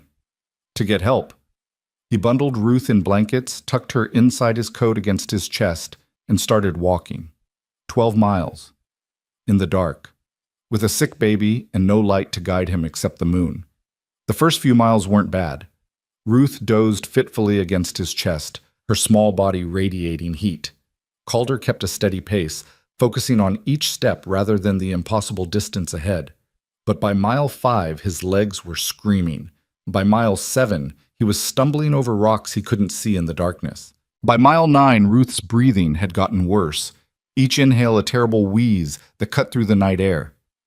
Stay with me, little one, Calder murmured, holding her tighter. Just stay with me. We're almost there. He wasn't sure if he was talking to Ruth or to himself. Town appeared like a mirage. Lamplight in windows, the solid shapes of buildings against the night sky. Calder's legs nearly gave out with relief. He made it to Doc Henderson's house and pounded on the door with his fist, still cradling Ruth against his chest. The doctor appeared, took one look at Calder and the baby, and ushered them inside without a word. Marin was there. She'd been helping Mrs. Henderson with evening chores, and at the sound of the commotion she came running from the kitchen. Calder? What are you— Ruth? Her face went white. What happened? She's sick, coughing, wheezing, like before. Doc Henderson had already taken Ruth and was examining her with swift, practiced movements. Lung infection. Not as bad as the fever was, but it could get worse if we don't treat it. When did this start? This afternoon. And you walked 12 miles, in the dark, carrying her. It wasn't a question, but Calder nodded anyway. The doctor looked at him for a long moment, something like respect crossing his weathered face. All right, let's get her treated. Marin, I'll need hot water and clean cloths. Calder, sit down before you fall down. Calder's legs chose that moment to give out entirely. He collapsed into a chair, every muscle in his body screaming protest. Marin appeared beside him with water and a damp cloth. She pressed it to his forehead. When had he started sweating? And her hands were shaking. You could have died, she whispered. Walking in the dark like that. You could have fallen, gotten lost, frozen. She needed help. You could have waited until morning. Could you have? Calder met her eyes. If it was your child, and she is, isn't she? In every way that matters.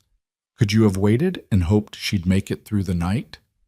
Marin's face crumpled. She pressed her forehead against his shoulder, her whole body trembling. No, she admitted. No, I couldn't have. Doc Henderson worked through the night, treating Ruth with steam inhalations and poultices while Calder and Marin kept vigil. By dawn, the baby's breathing had eased, and she was sleeping peacefully. She'll be fine, the doctor announced. Keep her warm, give her the medicine I'm leaving, and watch for signs of relapse. But she's strong. She'll pull through. Calder sagged with relief so profound it hurt. Mrs. Henderson insisted they stay for breakfast, a real breakfast with eggs and bacon and fresh bread. While they ate, Marin told Calder about her work, carefully avoiding his eyes. Mrs. Henderson pays fairly. The work isn't too hard. I've made $3 so far. $3 out of the 155 they still needed. The impossibility of their situation pressed down on Calder like a physical weight. They were fighting so hard, sacrificing so much, and it still wasn't enough. It would never be enough. As if reading his thoughts, Doc Henderson cleared his throat. Calder, I heard about your tax situation. Thomas Gentry's been bragging all over town about the Briggs property going to auction. Calder's jaw clenched. Let him brag. There's talk that he's planning to buy it himself, has investors lined up. What? Gentry's been wanting land in that area for years. Prime grazing, good water access. He's been waiting for you to fail. The doctor's expression was grim. I thought you should know what you're up against. So it wasn't even about the taxes. It was about Gentry wanting his land and using the county's authority to steal it legally. Rage flooded through Calder, hot and bitter. That bastard! Calder, Marin's hand found his under the table. No. He stood abruptly, nearly knocking over his chair. No, I'm done playing by rules that were designed to make me lose. If Gentry wants that land, he's going to have to fight me for it. What are you going to do? Doc Henderson asked. Whatever it takes. He stormed out of the house with Marin calling after him. He made it halfway down the street before his anger ran out and despair rushed in to fill the space. Who was he kidding? What could he do against a man with county authority and investor money? He was a broke rancher with nothing but debts and dependents. He was going to lose. And when he lost, he'd lose everything. The ranch, his home, and the family he'd somehow acquired without meaning to. Calder, stop! Marin caught up to him, Ruth bundled in her arms. Stop running and talk to me. There's nothing to talk about. His voice came out flat, defeated. We can't win this. I can't win this. Since when do you give up? I'm not giving up. I'm being realistic. Realistic? Marin's laugh was sharp. You walked 12 miles carrying my baby because she needed help. You sold your horse so we could eat. You've worked yourself half to death trying to earn enough to save your land. That's not realistic. That's stubborn and reckless and completely insane. Exactly my point. I'm insane for thinking any of this could work. No. She grabbed his arm, forcing him to look at her. You're insane for thinking you have to do it alone. We're in this together, remember? You and me. All of us. So stop trying to carry everything yourself and let me help. You are helping. I'm working for pennies while you destroy yourself trying to save a ranch that the county's determined to steal anyway. Her eyes flashed. There has to be another way. Something we're not seeing. Like what? I don't know, but two heads are better than one, so let's think. She shifted Ruth to her other hip. Gentry wants the land. He's using the tax debt to take it legally. What if we remove his justification? How? We can't pay the taxes. But what if we could prove corruption? If Gentry's planning to buy the land himself after seizing it for the county, that's a conflict of interest. Maybe illegal. Calder stared at her. You think we could prove that? Maybe. If we asked the right questions, talked to the right people. Marin's mind was clearly racing. Doc Henderson said Gentry's been talking about it. Who else has he talked to? Who else knows about his plans? Probably half the town. Then half the town could be witnesses.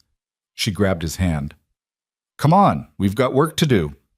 They spent the next 2 days questioning everyone who'd listen. The blacksmith remembered Gentry asking about property values in Calder's area. The banker recalled Gentry inquiring about auction procedures. The widow Patterson overheard him discussing investment opportunities with men from the territorial capital. Piece by piece, a pattern emerged. Gentry had been planning this for months, maybe longer.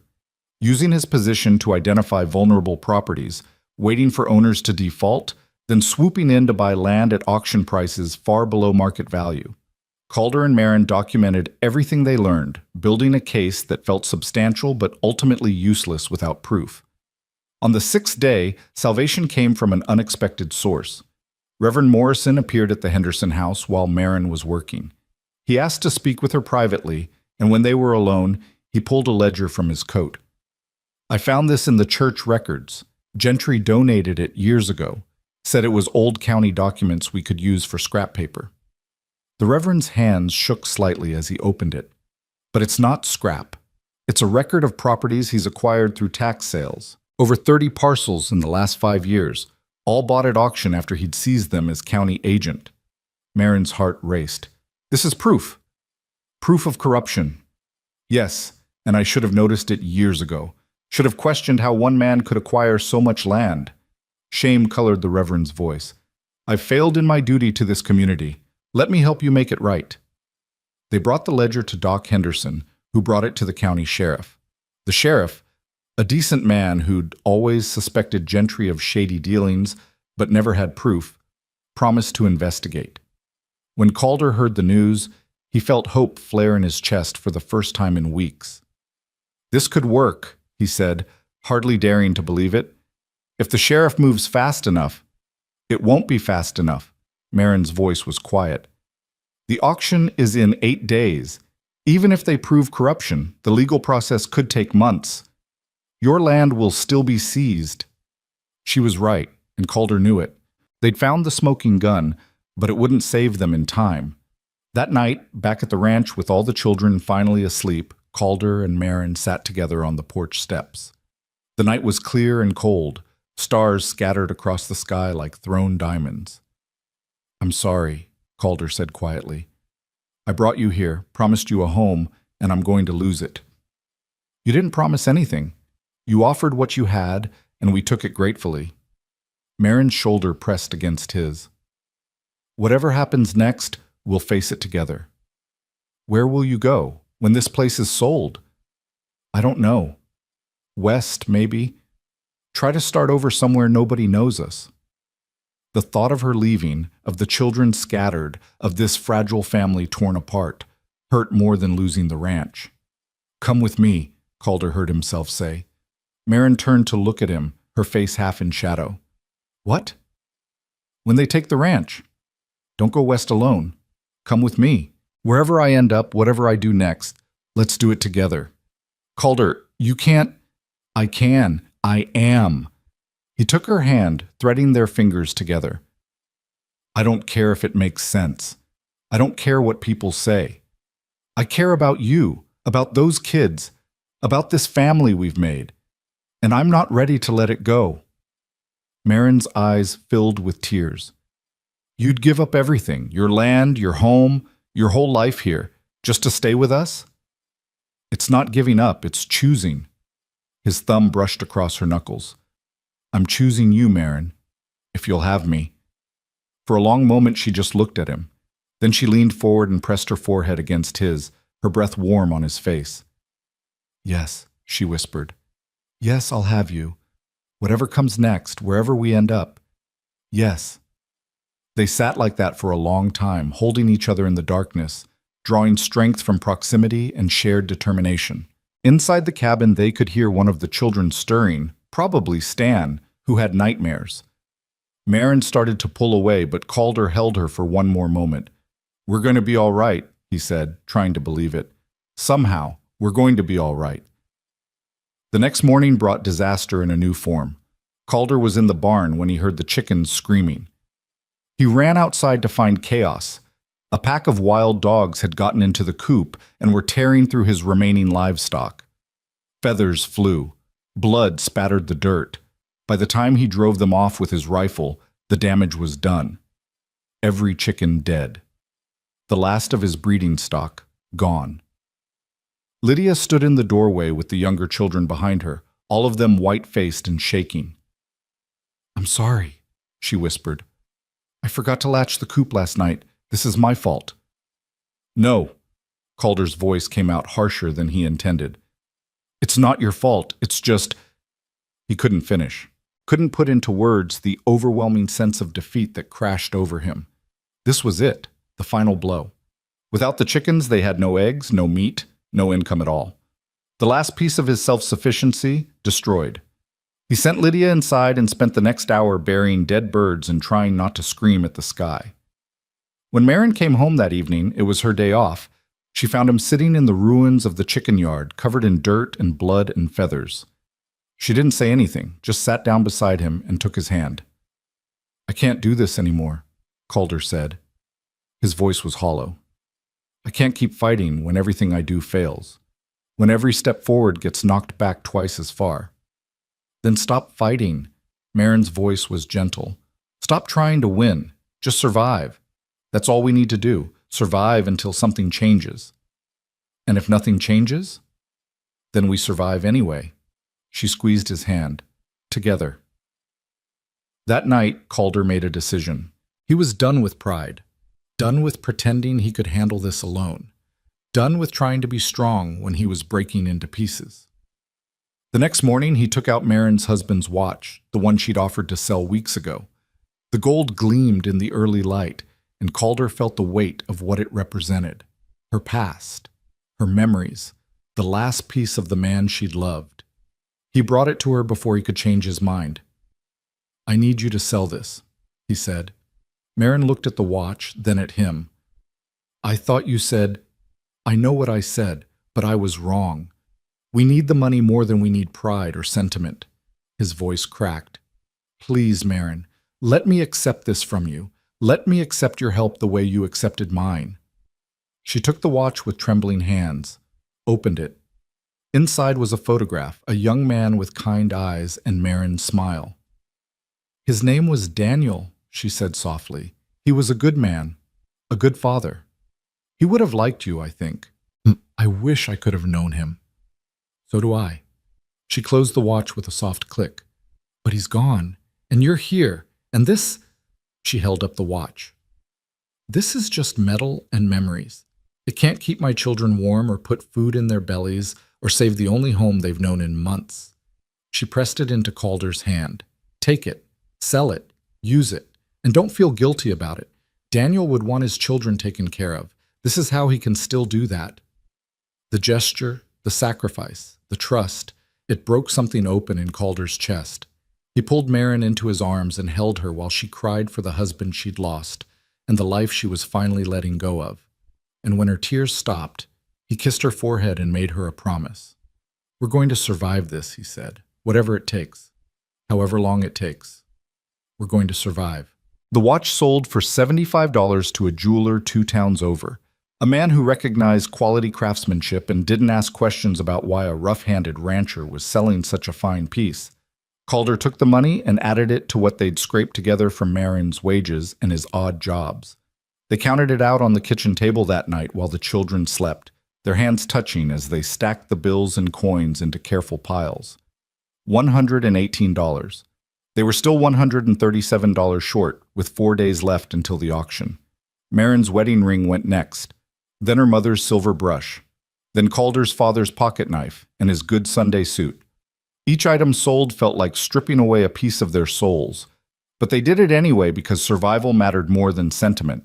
By the 3rd day, they had $162. Still $93 short. Calder was in town trying to sell his toolbox, the one his father had given him when he turned 16, each tool selected with care and love, when he ran into Pete Dawson outside the livery stable. "Heard you're selling everything that isn't nailed down," Pete said, his weathered face sympathetic. "Trying to save the ranch?" "Trying." Calder's voice was hoarse from exhaustion and defeat. "Not sure it's working." Pete was quiet for a moment, studying him. Then he reached into his pocket and pulled out a worn leather wallet. "How much you short?" "Too much." "Don't worry about it, Pete. You've done enough buying Sable." "I asked how much you're short." Calder's throat tightened. $93. Pete counted out bills with slow deliberation. When he finished, he held out $93 in cash. "Take it." Calder stared at the money like it might burn him. "I can't. Pete, that's your savings." "It's a loan. You can pay me back when you get on your feet again." Pete pressed the money into Calder's hand. "You're a good man, Briggs. What you did for that widow and her kids, that took courage. Figure the least I can do is help you keep a roof over their heads." "I don't know what to say." "Say you'll take care of those kids. That's payment enough." Pete clapped him on the shoulder. "Now get that money to Gentry before he finds a way to weasel out of his deadline." Calder rode Pete's borrowed horse straight to the county office, the money burning a hole in his pocket. His hands shook as he counted out $255 onto Thomas Gentry's desk. Gentry stared at the money like it had personally offended him. His face flushed red, then went pale, then settled into a tight mask of barely controlled rage. "You actually did it," he said slowly. "You actually scraped together the full amount. Every penny. Count it if you don't believe me." Gentry counted it anyway, taking his time, clearly hoping to find some discrepancy. When he finished, his jaw was clenched so tight Calder could hear his teeth grinding. "This clears your debt," Gentry admitted, pulling out a receipt book with obvious reluctance. "Property remains in your name. For now." "What's that supposed to mean?" "It means you're still a broke rancher with no income and a house full of dependents." Gentry's smile was vicious. "Next year's taxes will come due, and the year after that. How long do you think you can keep this up, Briggs?" How long before you're right back here begging for more time? As long as it takes. Calder snatched the receipt from Gentry's hand. And when the sheriff finishes investigating your little land buying scheme, you won't be in a position to collect anything from anybody. Gentry's face went white. I don't know what you're talking about. Sure you don't. 30 properties in 5 years, all seized for back taxes, all bought by you at auction. That's not a coincidence, that's corruption. Calder leaned forward. And when they prove it, I'm going to make sure everyone knows exactly what kind of man you are. He left before Gentry could respond, his heart pounding with victory and vindication and sheer relief so intense it made him dizzy. The ranch was safe. His home was safe. His family was safe. His family. The words settled in his chest like a key turning in a lock. That's what they were now, wasn't it?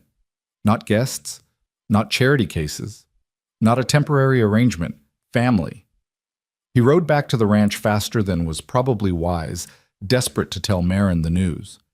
She was in the garden with Lydia when he arrived, both of them on their knees in the dirt, planting seeds for a summer harvest they now had a chance to see. Marin looked up at the sound of hoofbeats, shading her eyes against the afternoon sun. Something in Calder's expression must have given him away because she scrambled to her feet, dirt flying. Did you? She started. Paid in full. The ranch is ours. The scream of joy that came out of Marin's mouth startled the chickens. The new chickens they'd managed to buy with money from her sewing work. She ran to him and Calder barely had time to dismount before she threw herself into his arms. He caught her and spun her around, both of them laughing like fools. Lydia was crying and smiling at the same time. The twins came running from the barn shouting questions. June toddled after them, not understanding but caught up in the excitement anyway. We did it! Marin gasped against Calder's chest. We actually did it! We did it, he agreed, holding her tight. Together. That night felt like celebration even though they had nothing special to mark it with. Dinner was simple, beans and cornbread, but they ate it like a feast. The children chattered and laughed, the weight of uncertainty finally lifted from their small shoulders. Even Ruth seemed to sense the change, cooing and smiling from her spot in Marin's lap. After the children were in bed, Calder and Marin sat together on the porch steps, watching the stars come out.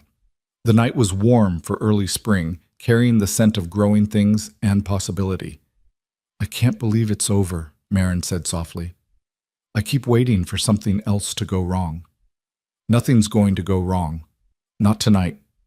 Calder's arm was around her shoulders, and she fit against his side like she'd always belonged there. Tonight we just get to be grateful. I am grateful. For all of it. For you. She tilted her head to look up at him. You saved us, Calder. Again and again. I don't know how to ever repay it. Stop. He cupped her face with his free hand. Stop talking about repayment. Stop thinking of this as a debt. We're partners, Marin. Equals. What I did for you, you did for me right back. How? I've given you nothing but problems? You gave me a reason to live again. The words came out raw, honest. You and those kids, you brought light back into a house that was nothing but shadows. You made me remember what it felt like to hope. To care about something beyond just getting through another day. That's not nothing, Marin. That's everything. Her eyes filled with tears, catching starlight. Calder, I love you.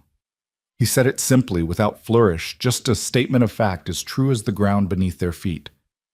I don't know when it happened or how, but I love you. And I love those children, and I want... He took a shaky breath. I want this to be permanent. Not an arrangement, not charity. A real family. A real life together. Marin was crying openly now, tears streaming down her cheeks. You want to marry me? If you'll have me. I know I'm not much. A broke rancher with a falling apart ranch and more debts than assets. You're everything. She pressed her hand over his mouth, stopping the words. You're kind and brave and stubborn and good. And yes. Yes, I'll marry you. I'll marry you tomorrow if you want. Calder kissed her then, soft and gentle, tasting salt from her tears and feeling like his chest might burst from the sheer size of what he felt. When they pulled apart, both of them were shaking. The town's going to talk, Marin warned, breathless. Let them talk. The church ladies will have opinions. They always do. People will say we're rushing into things. Marin, he took both her hands. Do you care what they say? She thought about it for a moment, then smiled, bright and fierce and free. No, not even a little bit. Then let's give them something to really talk about. They were married 3 days later in the county courthouse, with Doc Henderson and his wife as witnesses and all 5 children present. Marin wore a simple blue dress that Mrs. Henderson had helped her alter from one of her old ones. Calder wore his work clothes because he'd sold his good suit, but he'd scrubbed up and combed his hair back, and the way Marin looked at him made him feel like the richest man alive. The ceremony was short, just the legal vows and a signature in the county ledger. But when the judge pronounced them husband and wife, and Calder kissed his bride in front of their children and the 2 people who'd stood by them through everything, it felt more real and right than anything in his entire life. The twins cheered. Lydia cried happy tears. June clapped her hands without really understanding why. And Ruth gurgled contentedly in her mother's, in Marin's arms. Outside the courthouse, they found a crowd waiting. Calder's first instinct was to tense, ready for judgment and condemnation. But then he saw the faces. Pete Dawson, the blacksmith, the widow Patterson, Reverend Morrison, even some of the church ladies, though they looked slightly uncomfortable, and they were carrying things. Food baskets, blankets, a wooden cradle that the blacksmith had clearly made himself, a sack of seed potatoes, a laying hen in a crate. Pete stepped forward, hat in his hands. We heard you 2 were getting married today. Figured you could use some help getting started proper. We don't need charity, Calder started, old pride rearing its head. It's not charity, Pete interrupted firmly. It's what neighbors do for neighbors. What community does for its own. You've been through hell, Briggs, both of you. Figure it's past time we acted like decent people and helped out. Mrs. Hartley, of all people, cleared her throat. She looked deeply uncomfortable but determined. Mr. Briggs, Mrs. Briggs, I owe you an apology. Several, actually. I was quick to judge and slow to show Christian charity. That was wrong of me. I hope you'll accept this, she held out a beautiful quilted blanket, as a small attempt at making amends. Calder was stunned into silence. Marin's grip on his arm tightened. We accept, Marin said, her voice strong and clear. And we appreciate it more than you know. All of it. Thank you. One by one, the townspeople came forward with their gifts and their apologies and their awkward attempts at reconciliation. Not everyone, of course. Jeb Randall was notably absent, as was Thomas Gentry. But enough people. Enough to make Calder feel like maybe, just maybe, they had a place in this community after all. The children were overwhelmed by the attention and the presents. Stan and Bo kept running back and forth between the various gift givers, their eyes huge. Lydia accepted everything with grave politeness that made the adults smile. June hid in Calder's coat, peeking out occasionally to see what was happening. By the time they loaded everything into the borrowed wagon, Pete had insisted they take it for the day. They had enough supplies to stock the ranch for weeks. Food and blankets and tools and even a few toys for the children, whittled by the carpenter's apprentice. The ride home felt like a parade. The children sang songs in the back of the wagon, making up silly verses that had even Calder laughing. Marin sat beside him on the bench seat, her hand resting on his thigh, her face peaceful in a way he'd never seen before. Happy? He asked. Happier than I ever thought I'd be again. She leaned her head on his shoulder. Thank you for asking me to stay, for choosing us. Thank you for saying yes. When they reached the ranch, Calder pulled the wagon to a stop and just looked at it for a moment. The cabin he'd built with his own hands. The land he'd nearly lost.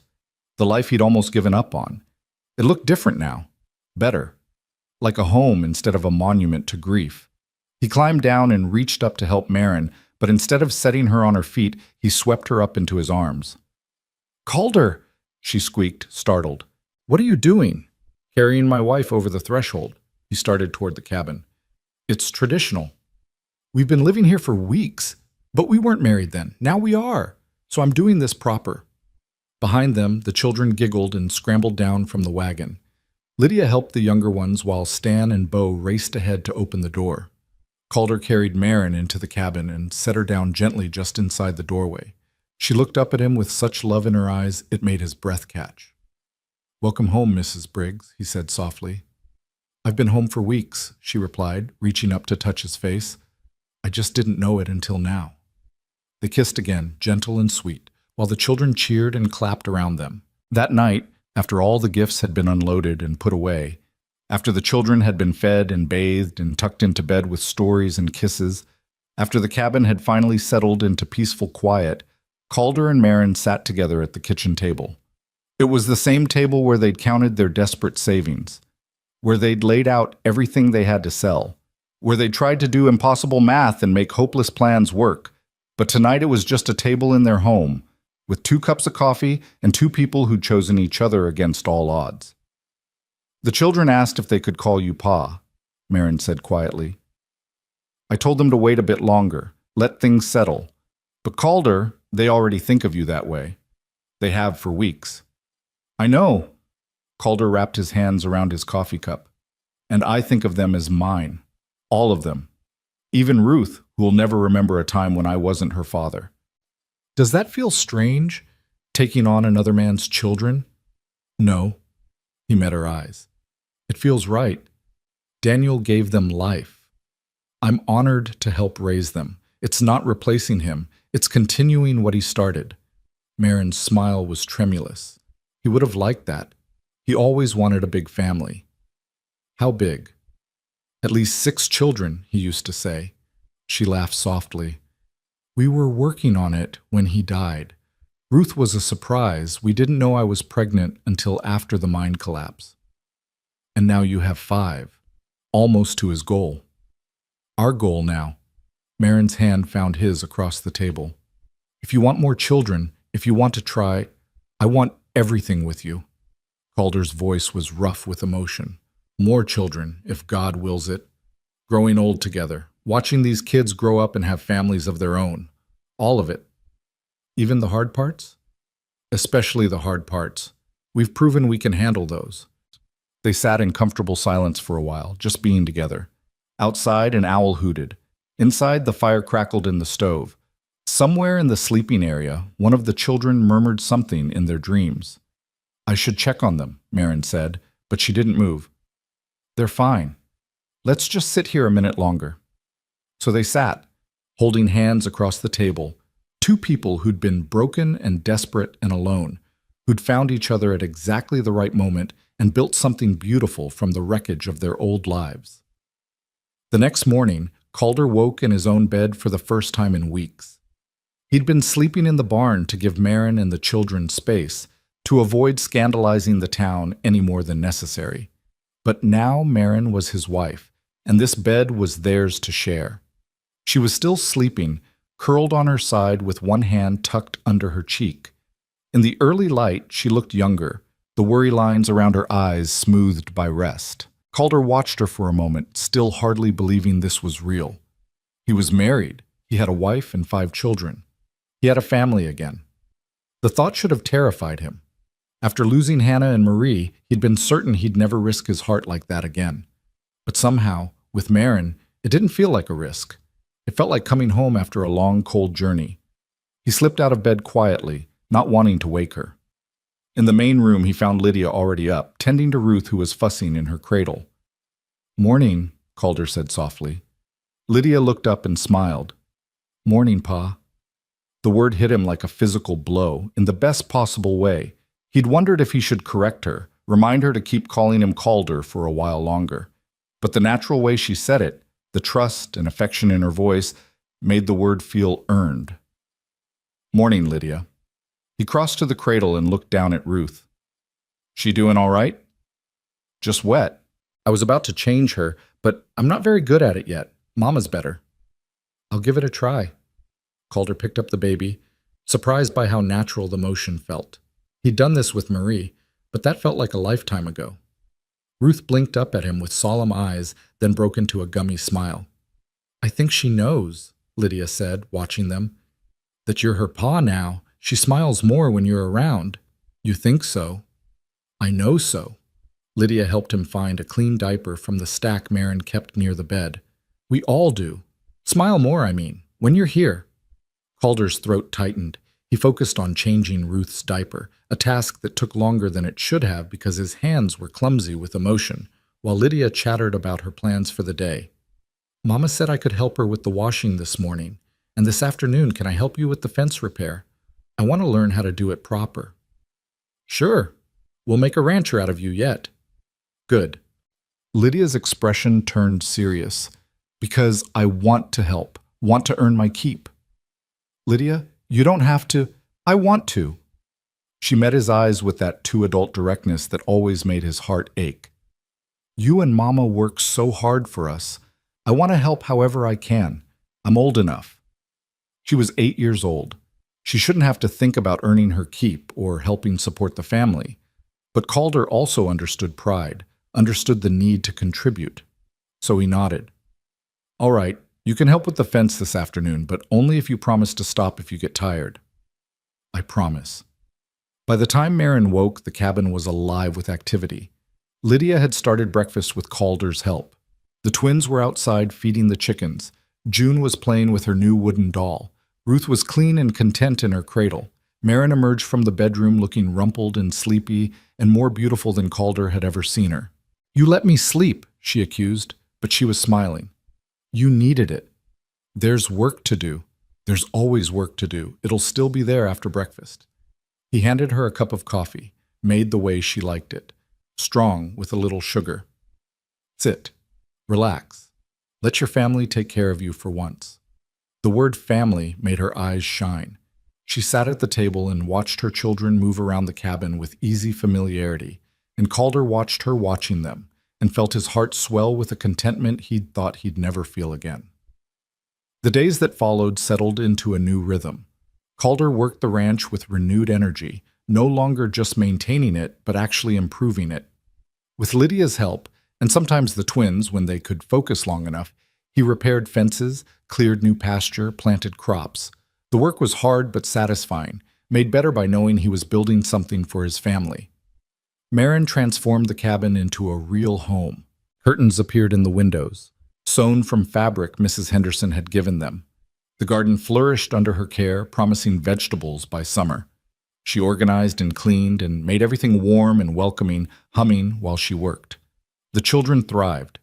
Stan and Bo put on weight and grew an inch seemingly overnight.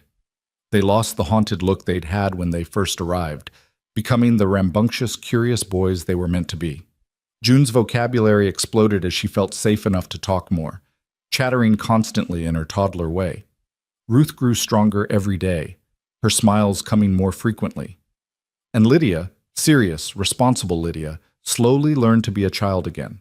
She still helped more than she needed to, still worried about things no 8-year-old should worry about. But Calder caught her playing with her siblings sometimes, heard her laugh at the twins' jokes, saw her relax in ways that spoke of healing. 2 weeks after the wedding, Calder was in the barn when he heard a wagon approaching.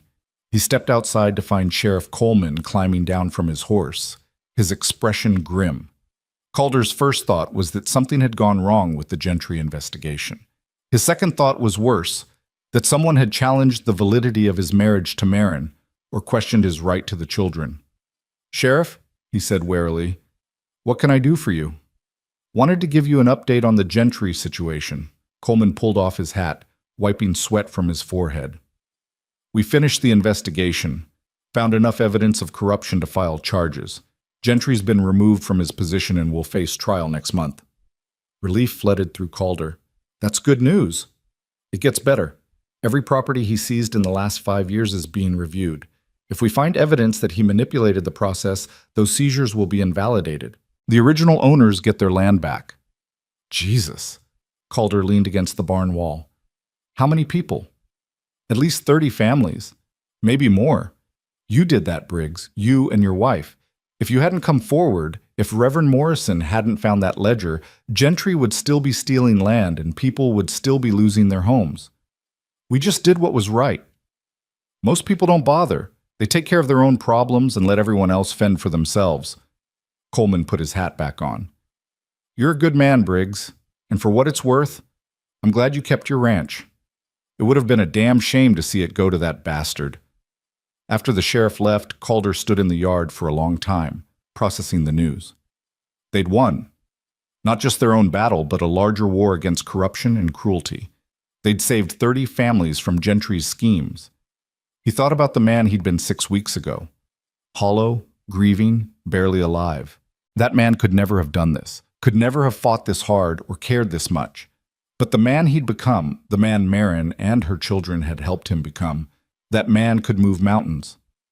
Calder? Marin's voice pulled him from his thoughts. She was standing on the porch, shading her eyes against the afternoon sun. Is everything all right? I saw the sheriff leave. He walked to her, pulling her into his arms right there where anyone could see.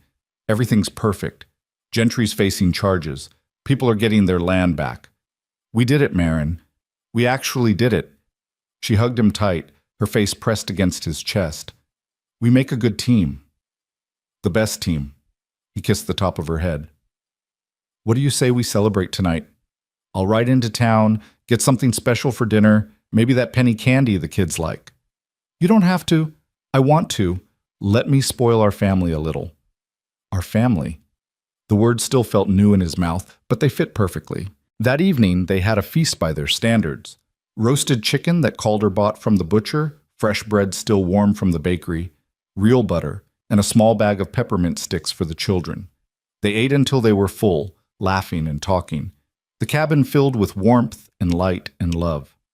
After dinner, while Marin was putting the younger children to bed, Lydia approached Calder with something behind her back. Pa? She said shyly. Can I show you something? Of course. She pulled out a piece of paper covered in careful pencil drawings. I've been working on this. It's us. Our family. Calder took the paper with hands that trembled slightly. The drawing was simple but clear. A man and a woman standing in front of a cabin, surrounded by 5 children. Above them, she'd written in painstaking letters, "The Briggs family." Lydia, he managed, his voice thick. This is beautiful. Do you really like it? I wanted to get everyone right. That's you and Mama. And that's me. And the twins. I made Stan's hair a little curlier so you can tell them apart. And June and Ruth. I love it. He crouched down to her level. Can I keep it? Her face lit up. Really? You want to keep it? I want to frame it. Hang it on the wall where everyone can see it. Lydia threw her arms around his neck, nearly knocking him over. I love you, Pa. It was the first time any of the children had said it directly. The words hit Calder like a lightning strike, filling him with joy so intense it hurt. I love you too, sweetheart, he whispered into her hair. So much. That night, lying in bed with Marin curled against his side, Calder thought about the journey that had brought them here. The knock on his door before dawn, the desperate widow with 5 starving children, the impossible choices and desperate gambles and moments when everything seemed lost. And somehow, impossibly, they'd made it through. Not just survived, but thrived, built a family from broken pieces, made a home from desperation and hope. What are you thinking about? Marin murmured sleepily. About how lucky I am. About how my life was over 6 weeks ago, and now it's just beginning. She propped herself up on one elbow, looking down at him in the darkness. You saved us, Calder. Don't ever forget that. We saved each other. He pulled her down for a kiss. That's what family does. Outside, the Montana night was peaceful and quiet. Inside, a man and a woman lay together, surrounded by sleeping children, and felt like the richest people in the world. Because they were. Not in money or possessions, but in love and loyalty and the fierce determination to protect what they'd built.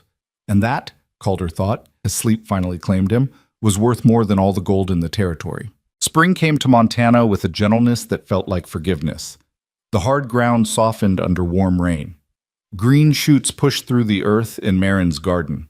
The cattle grew fat on new grass, and the chickens, the new flock that had replaced the ones lost to wild dogs, laid eggs with enthusiastic regularity.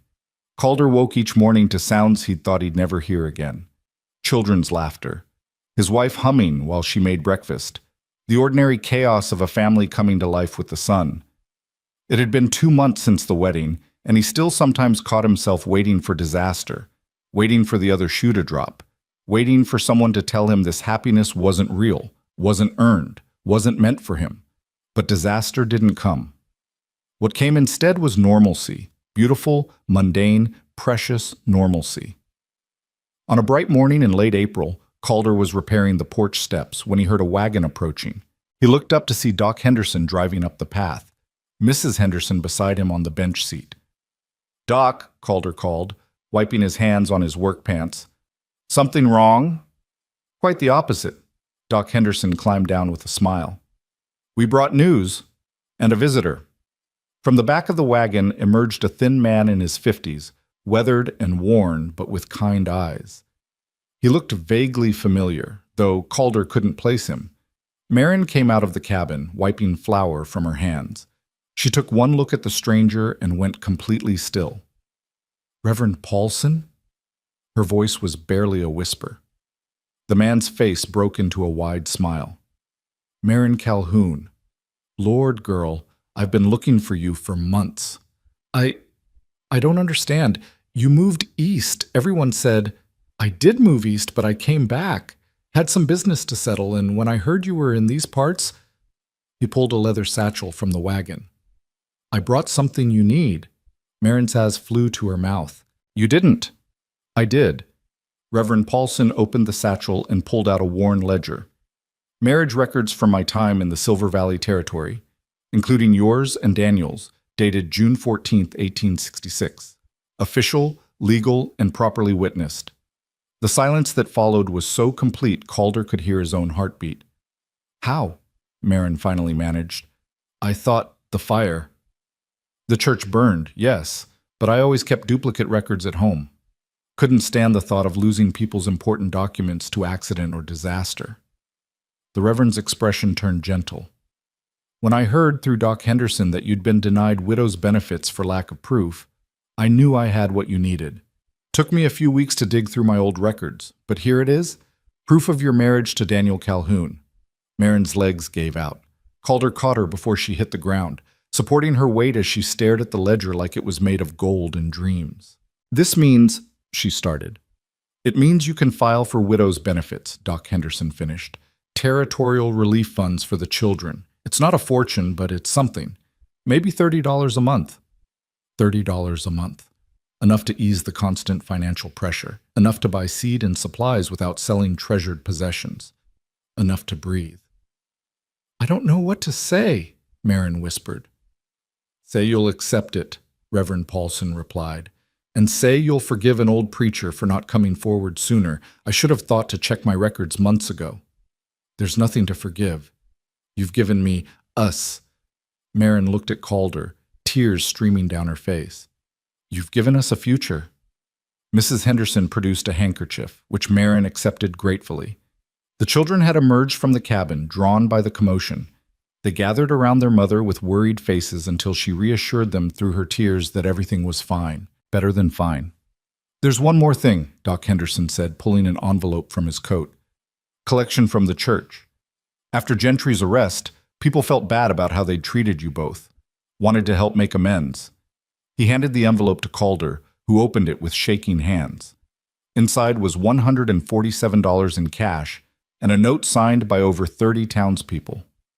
"To the Briggs family, in gratitude for your courage and in apology for our lack of charity. May this help build the future you deserve." Calder couldn't speak. He just stood there holding money he'd never expected, surrounded by people he'd thought had abandoned him, and felt something break open in his chest. "I don't..." His voice cracked. "This is too much." "It's not nearly enough," Mrs. Hartley said, stepping forward from where she'd been waiting by the wagon. Calder hadn't even noticed her there. "Mr. Briggs, Mrs. Briggs, I owe you both a profound apology. I was cruel and judgmental when I should have been compassionate. I let gossip and propriety matter more than Christian charity. I'm deeply ashamed." She held out a basket covered with a checkered cloth. "It's not much, just some preserves and baked goods. But I wanted you to know that some of us are trying to do better. To be better." Marin took the basket with trembling hands. "Thank you, Mrs. Hartley. That means more than you know."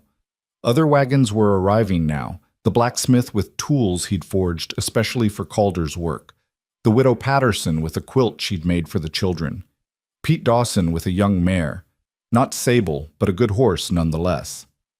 "Consider her a gift," Pete said when Calder tried to refuse, "or a loan if that sits better with your pride. Either way, you need transportation, and I've got more horses than I can use. Take her." The generosity was overwhelming. One by one, townspeople came forward with gifts and apologies and offers of help. Not everyone. Jeb Randall was notably absent, and a few of the stuffier church members stayed away. But enough. More than enough. By noon, the yard was full of people, and the cabin was bursting with supplies. The children were running wild with excitement, playing with new toys and showing off their home to curious visitors.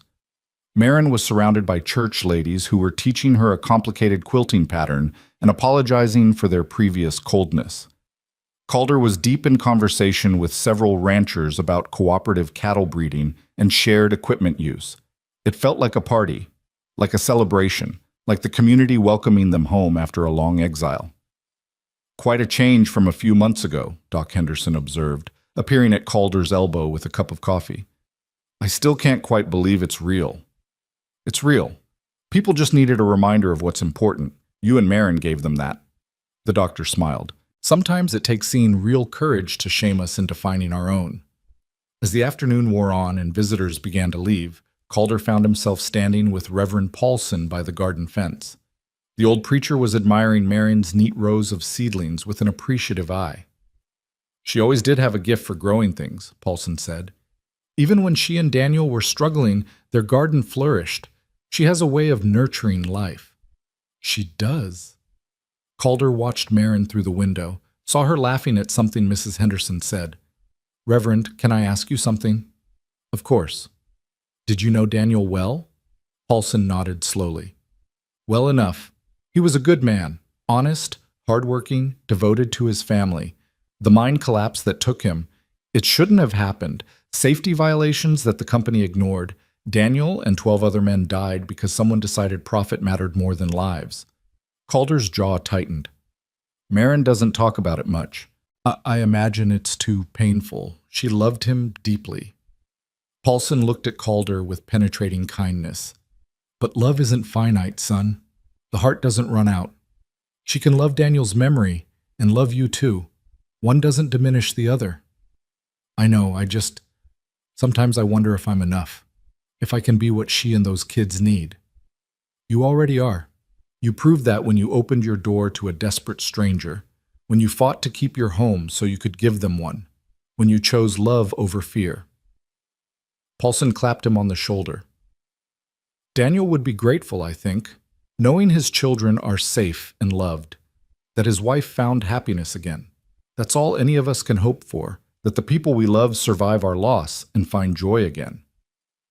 The word settled something in Calder that he hadn't known was unsettled. He'd been carrying guilt without naming it, guilt for loving Marin, for stepping into Daniel's place, for being alive when a good man was dead. But maybe it wasn't about replacement. Maybe it was about continuation, about honoring what Daniel started by protecting and loving what he'd left behind. That evening, after the last visitors had departed and the children were in bed, Calder and Marin sat together counting money and making plans. The widow's benefits would start next month. The community's gift gave them a cushion they'd never had before. Combined with Calder's work and Marin's occasional sewing jobs, they'd actually have enough. Not just to survive, but to build something sustainable. "We could expand the cattle herd," Calder mused. "Or add sheep. The grazing land could support both. Or we could save it," Marin countered. "Build up a reserve so the next time something goes wrong, we're not desperate." "When did you become the practical one?" "When I watched you sell everything you owned to save us." She squeezed his hand. "I'm not letting us get that desperate again. We're building security now, real security." They made lists and plans late into the night, dreaming aloud about possibilities that had seemed impossible just months ago. A new barn, more livestock, maybe even hiring help during harvest season so Calder wouldn't have to work himself to exhaustion. "What about school for the children?" Marin asked suddenly. "Lydia's smart. She should have proper education. And the twins, they need to learn to read better." "Town's 12 miles away. Too far for daily travel. Then maybe we start our own school. Here, for our kids and any neighbor children who want to come. I could teach. I'm not formally educated, but I can read and write and do figures well enough." Calder looked at his wife, at the determination in her eyes, the dreams she was building, and felt his heart swell with pride. You'd be a wonderful teacher. You think so? I know so. You've already taught the children so much: kindness, resilience, hope. Reading and writing would just be extra. She smiled and kissed him softly. We're going to be all right, aren't we? Really all right. We already are. The weeks that followed were filled with hard work and small joys. Calder repaired the barn and built new stalls. Marin started her informal school, teaching Lydia and the twins their letters and numbers each morning before chores. 2 neighbor families heard about it and asked if their children could join, and suddenly Marin was teaching 7 students in the cabin's main room. The widow's benefits arrived, $32, slightly more than expected. Marin cried when she saw the official letter from the territorial office, this time acknowledging her legal status as Daniel Calhoun's widow and her children's right to support. It's not about the money, she told Calder through her tears. It's about being recognized, about the territory acknowledging that Daniel existed, that our marriage was real, that these children deserve support. It's about dignity. Calder understood. It was the same feeling he'd had when the townspeople apologized, not about the gifts, but about being seen and valued as a person rather than dismissed as a problem. In early May, Marin started feeling sick in the mornings. At first, she attributed it to bad food or a passing illness, but when it continued for a week, Doc Henderson's wife took her aside during a visit.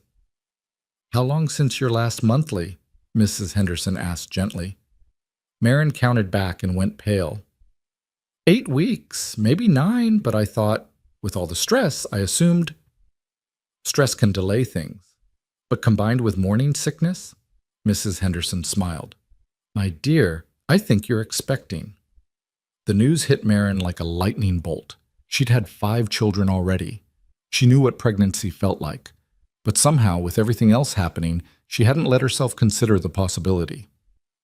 She told Calder that night after the children were asleep.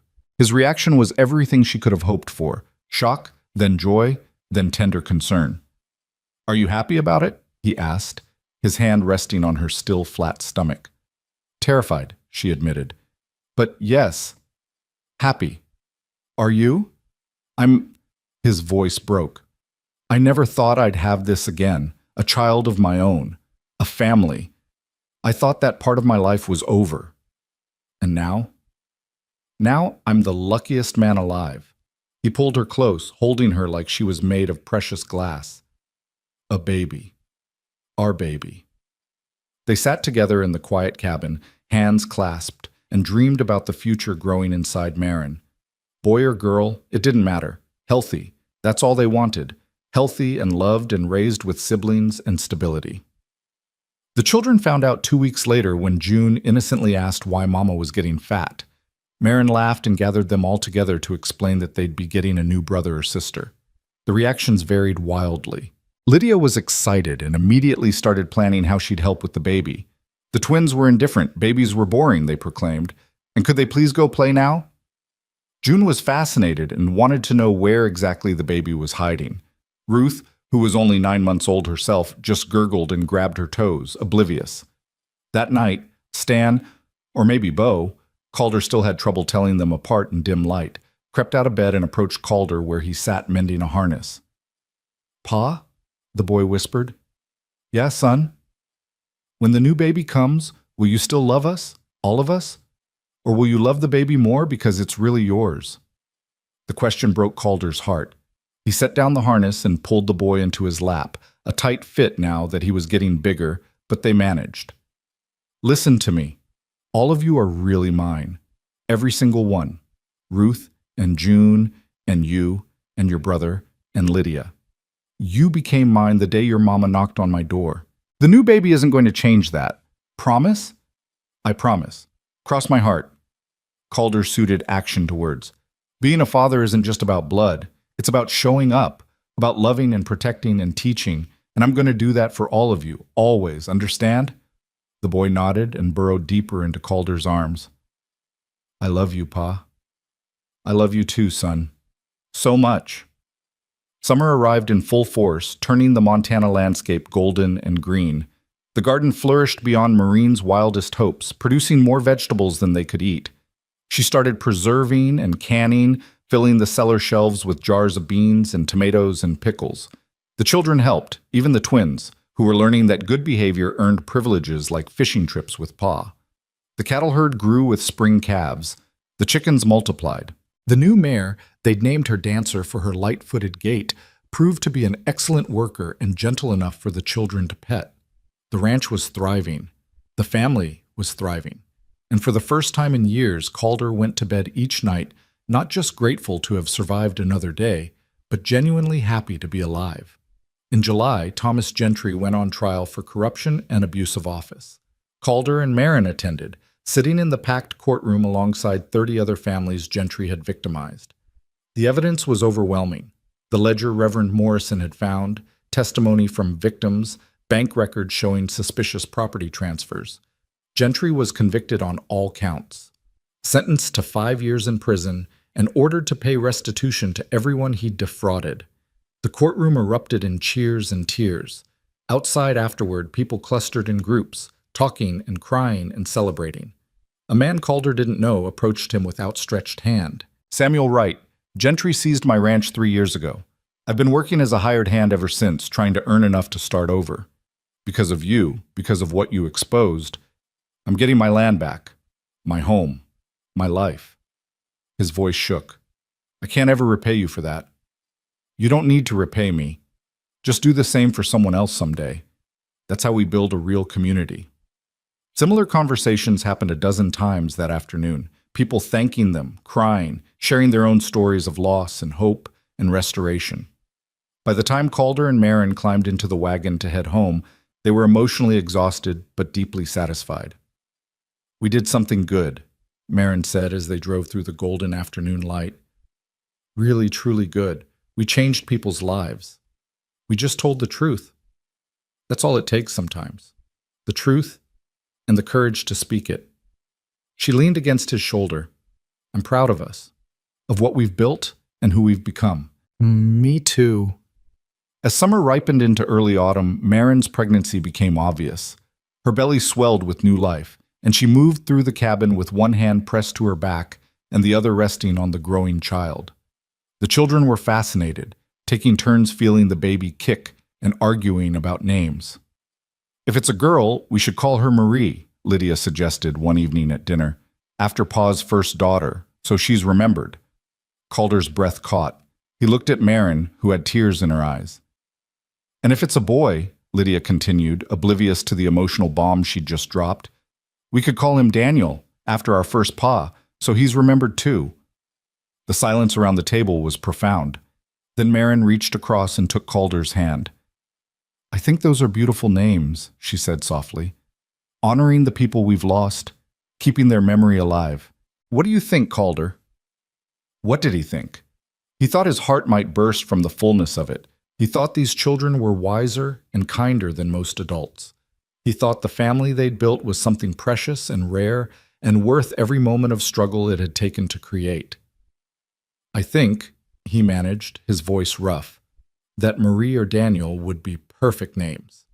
The children cheered and the conversation moved on to other things. But later, when the cabin was quiet and Marine was drowsing against his shoulder, Calder thought about names and memory and legacy. Hannah and Marie would never be forgotten. Daniel would always be part of this family's story. But the new life growing inside Marin, that was the future. A future built on the foundation of the past, but not trapped by it. A future full of possibility. In late September, as the aspen trees turned gold and the air took on a crisp edge, Marin went into labor. It started in the early morning, familiar pains that she recognized immediately after 5 previous births. "It's time," she told Calder calmly. "Send for Mrs. Henderson." Calder, who'd faced down wild animals and corrupt officials without flinching, went pale. "Now? Already? Are you sure?"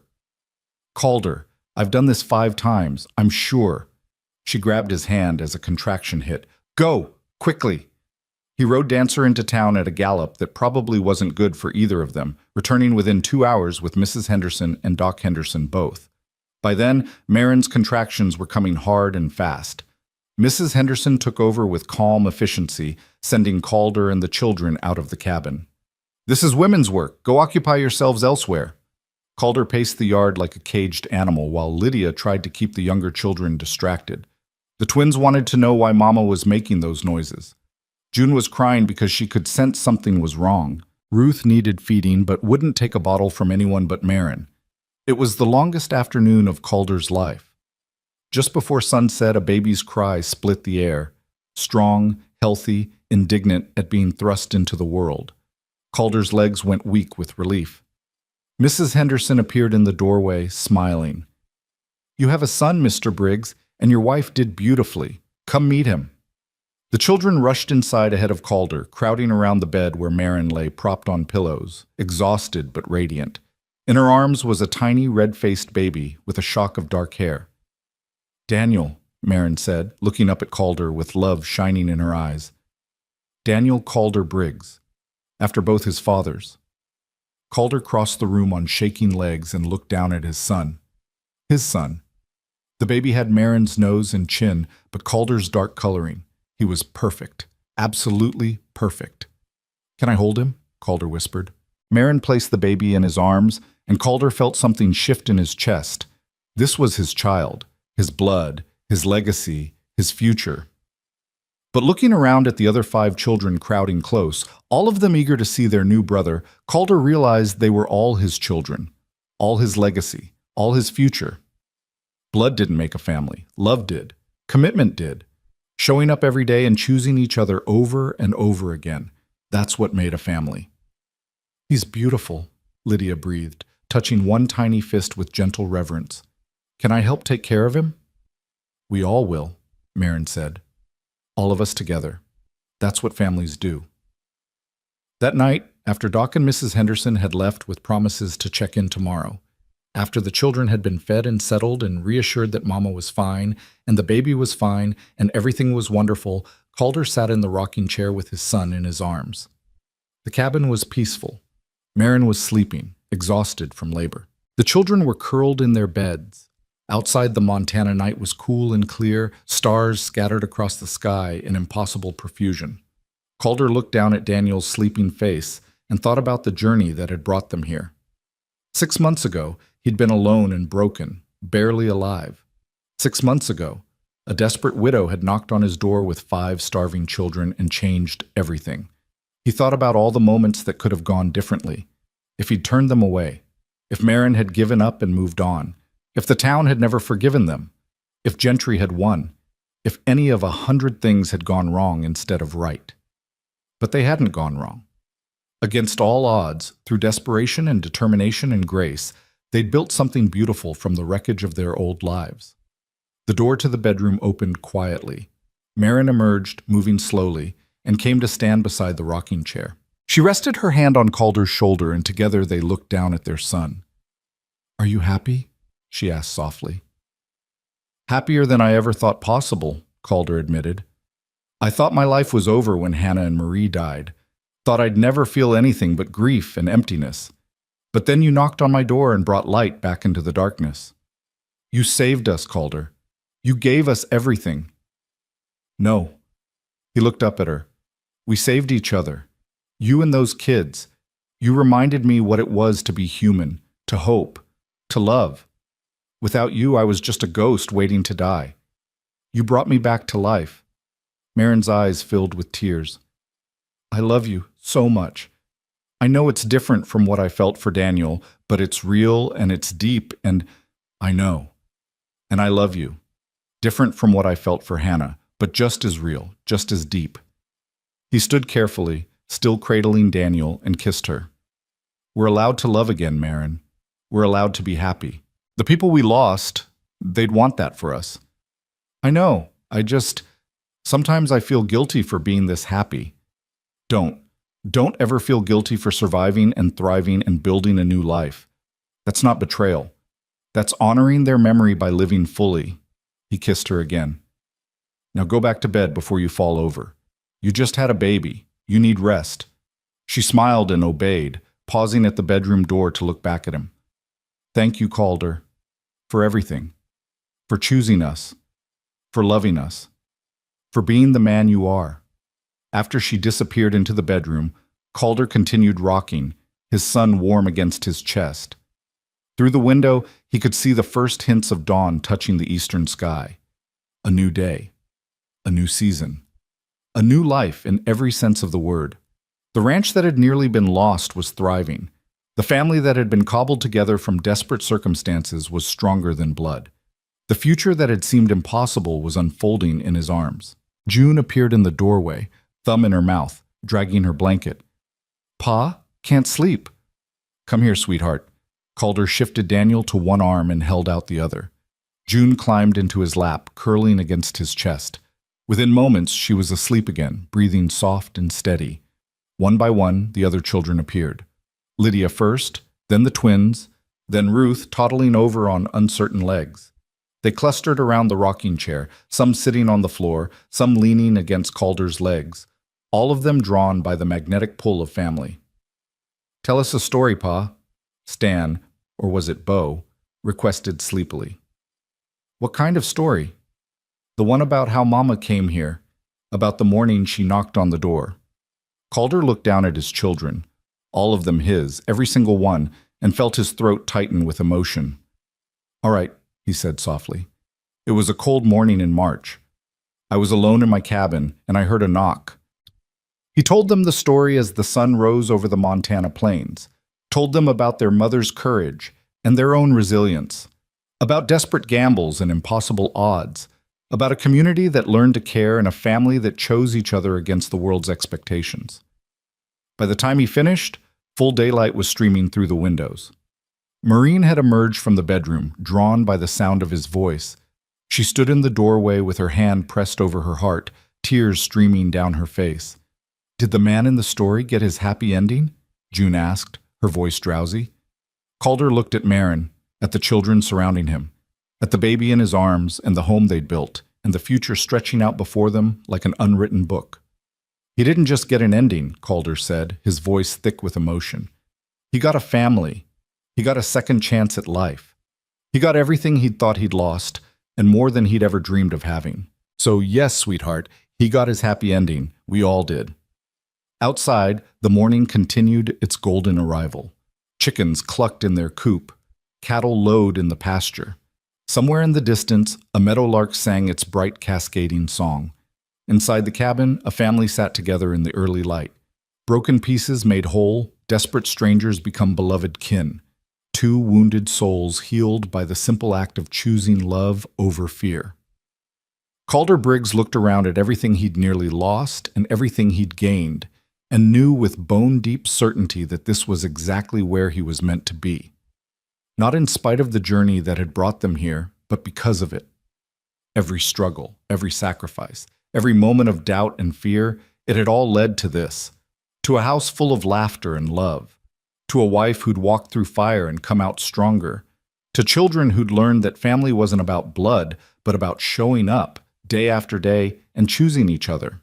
To a second chance he'd never thought he'd get, and a future worth fighting for. "I love you all," he said quietly, and 6 voices answered in unison. "We love you too, Pa." And in that moment, in that cabin on the Montana plains, with morning light streaming through the windows and his family surrounding him, Calder Briggs understood what true wealth was. Not money or property or possessions, but this. People who loved you, people who needed you, and who you needed in return. People who made life worth living. He'd started the year as a ghost in an empty house, and he was ending it as a father, a husband, a man with purpose and joy and hope for tomorrow. The widow had said, "Take my children," and he'd answered, "I'll take you too." It was the best decision he'd ever made, the decision that saved them all. Outside, the sun climbed higher, burning off the last of the morning mist. Inside, a family began their day together, ordinary, miraculous, and complete. The story that had started with a desperate knock on a door before dawn had become something beautiful, something lasting, something that would echo through generations as Daniel and his siblings grew up and told their own children about the morning their mother found refuge and their father found redemption. But for now, in this perfect moment, it was enough to simply be together, To sit in the quiet cabin and feel grateful for second chances and new beginnings and the extraordinary gift of ordinary love. Calder rocked his children in the morning light, his heart full to overflowing, and knew that this, right here, right now, was everything he'd ever need. This was home. This was family. This was love. And it was enough. More than enough. It was everything.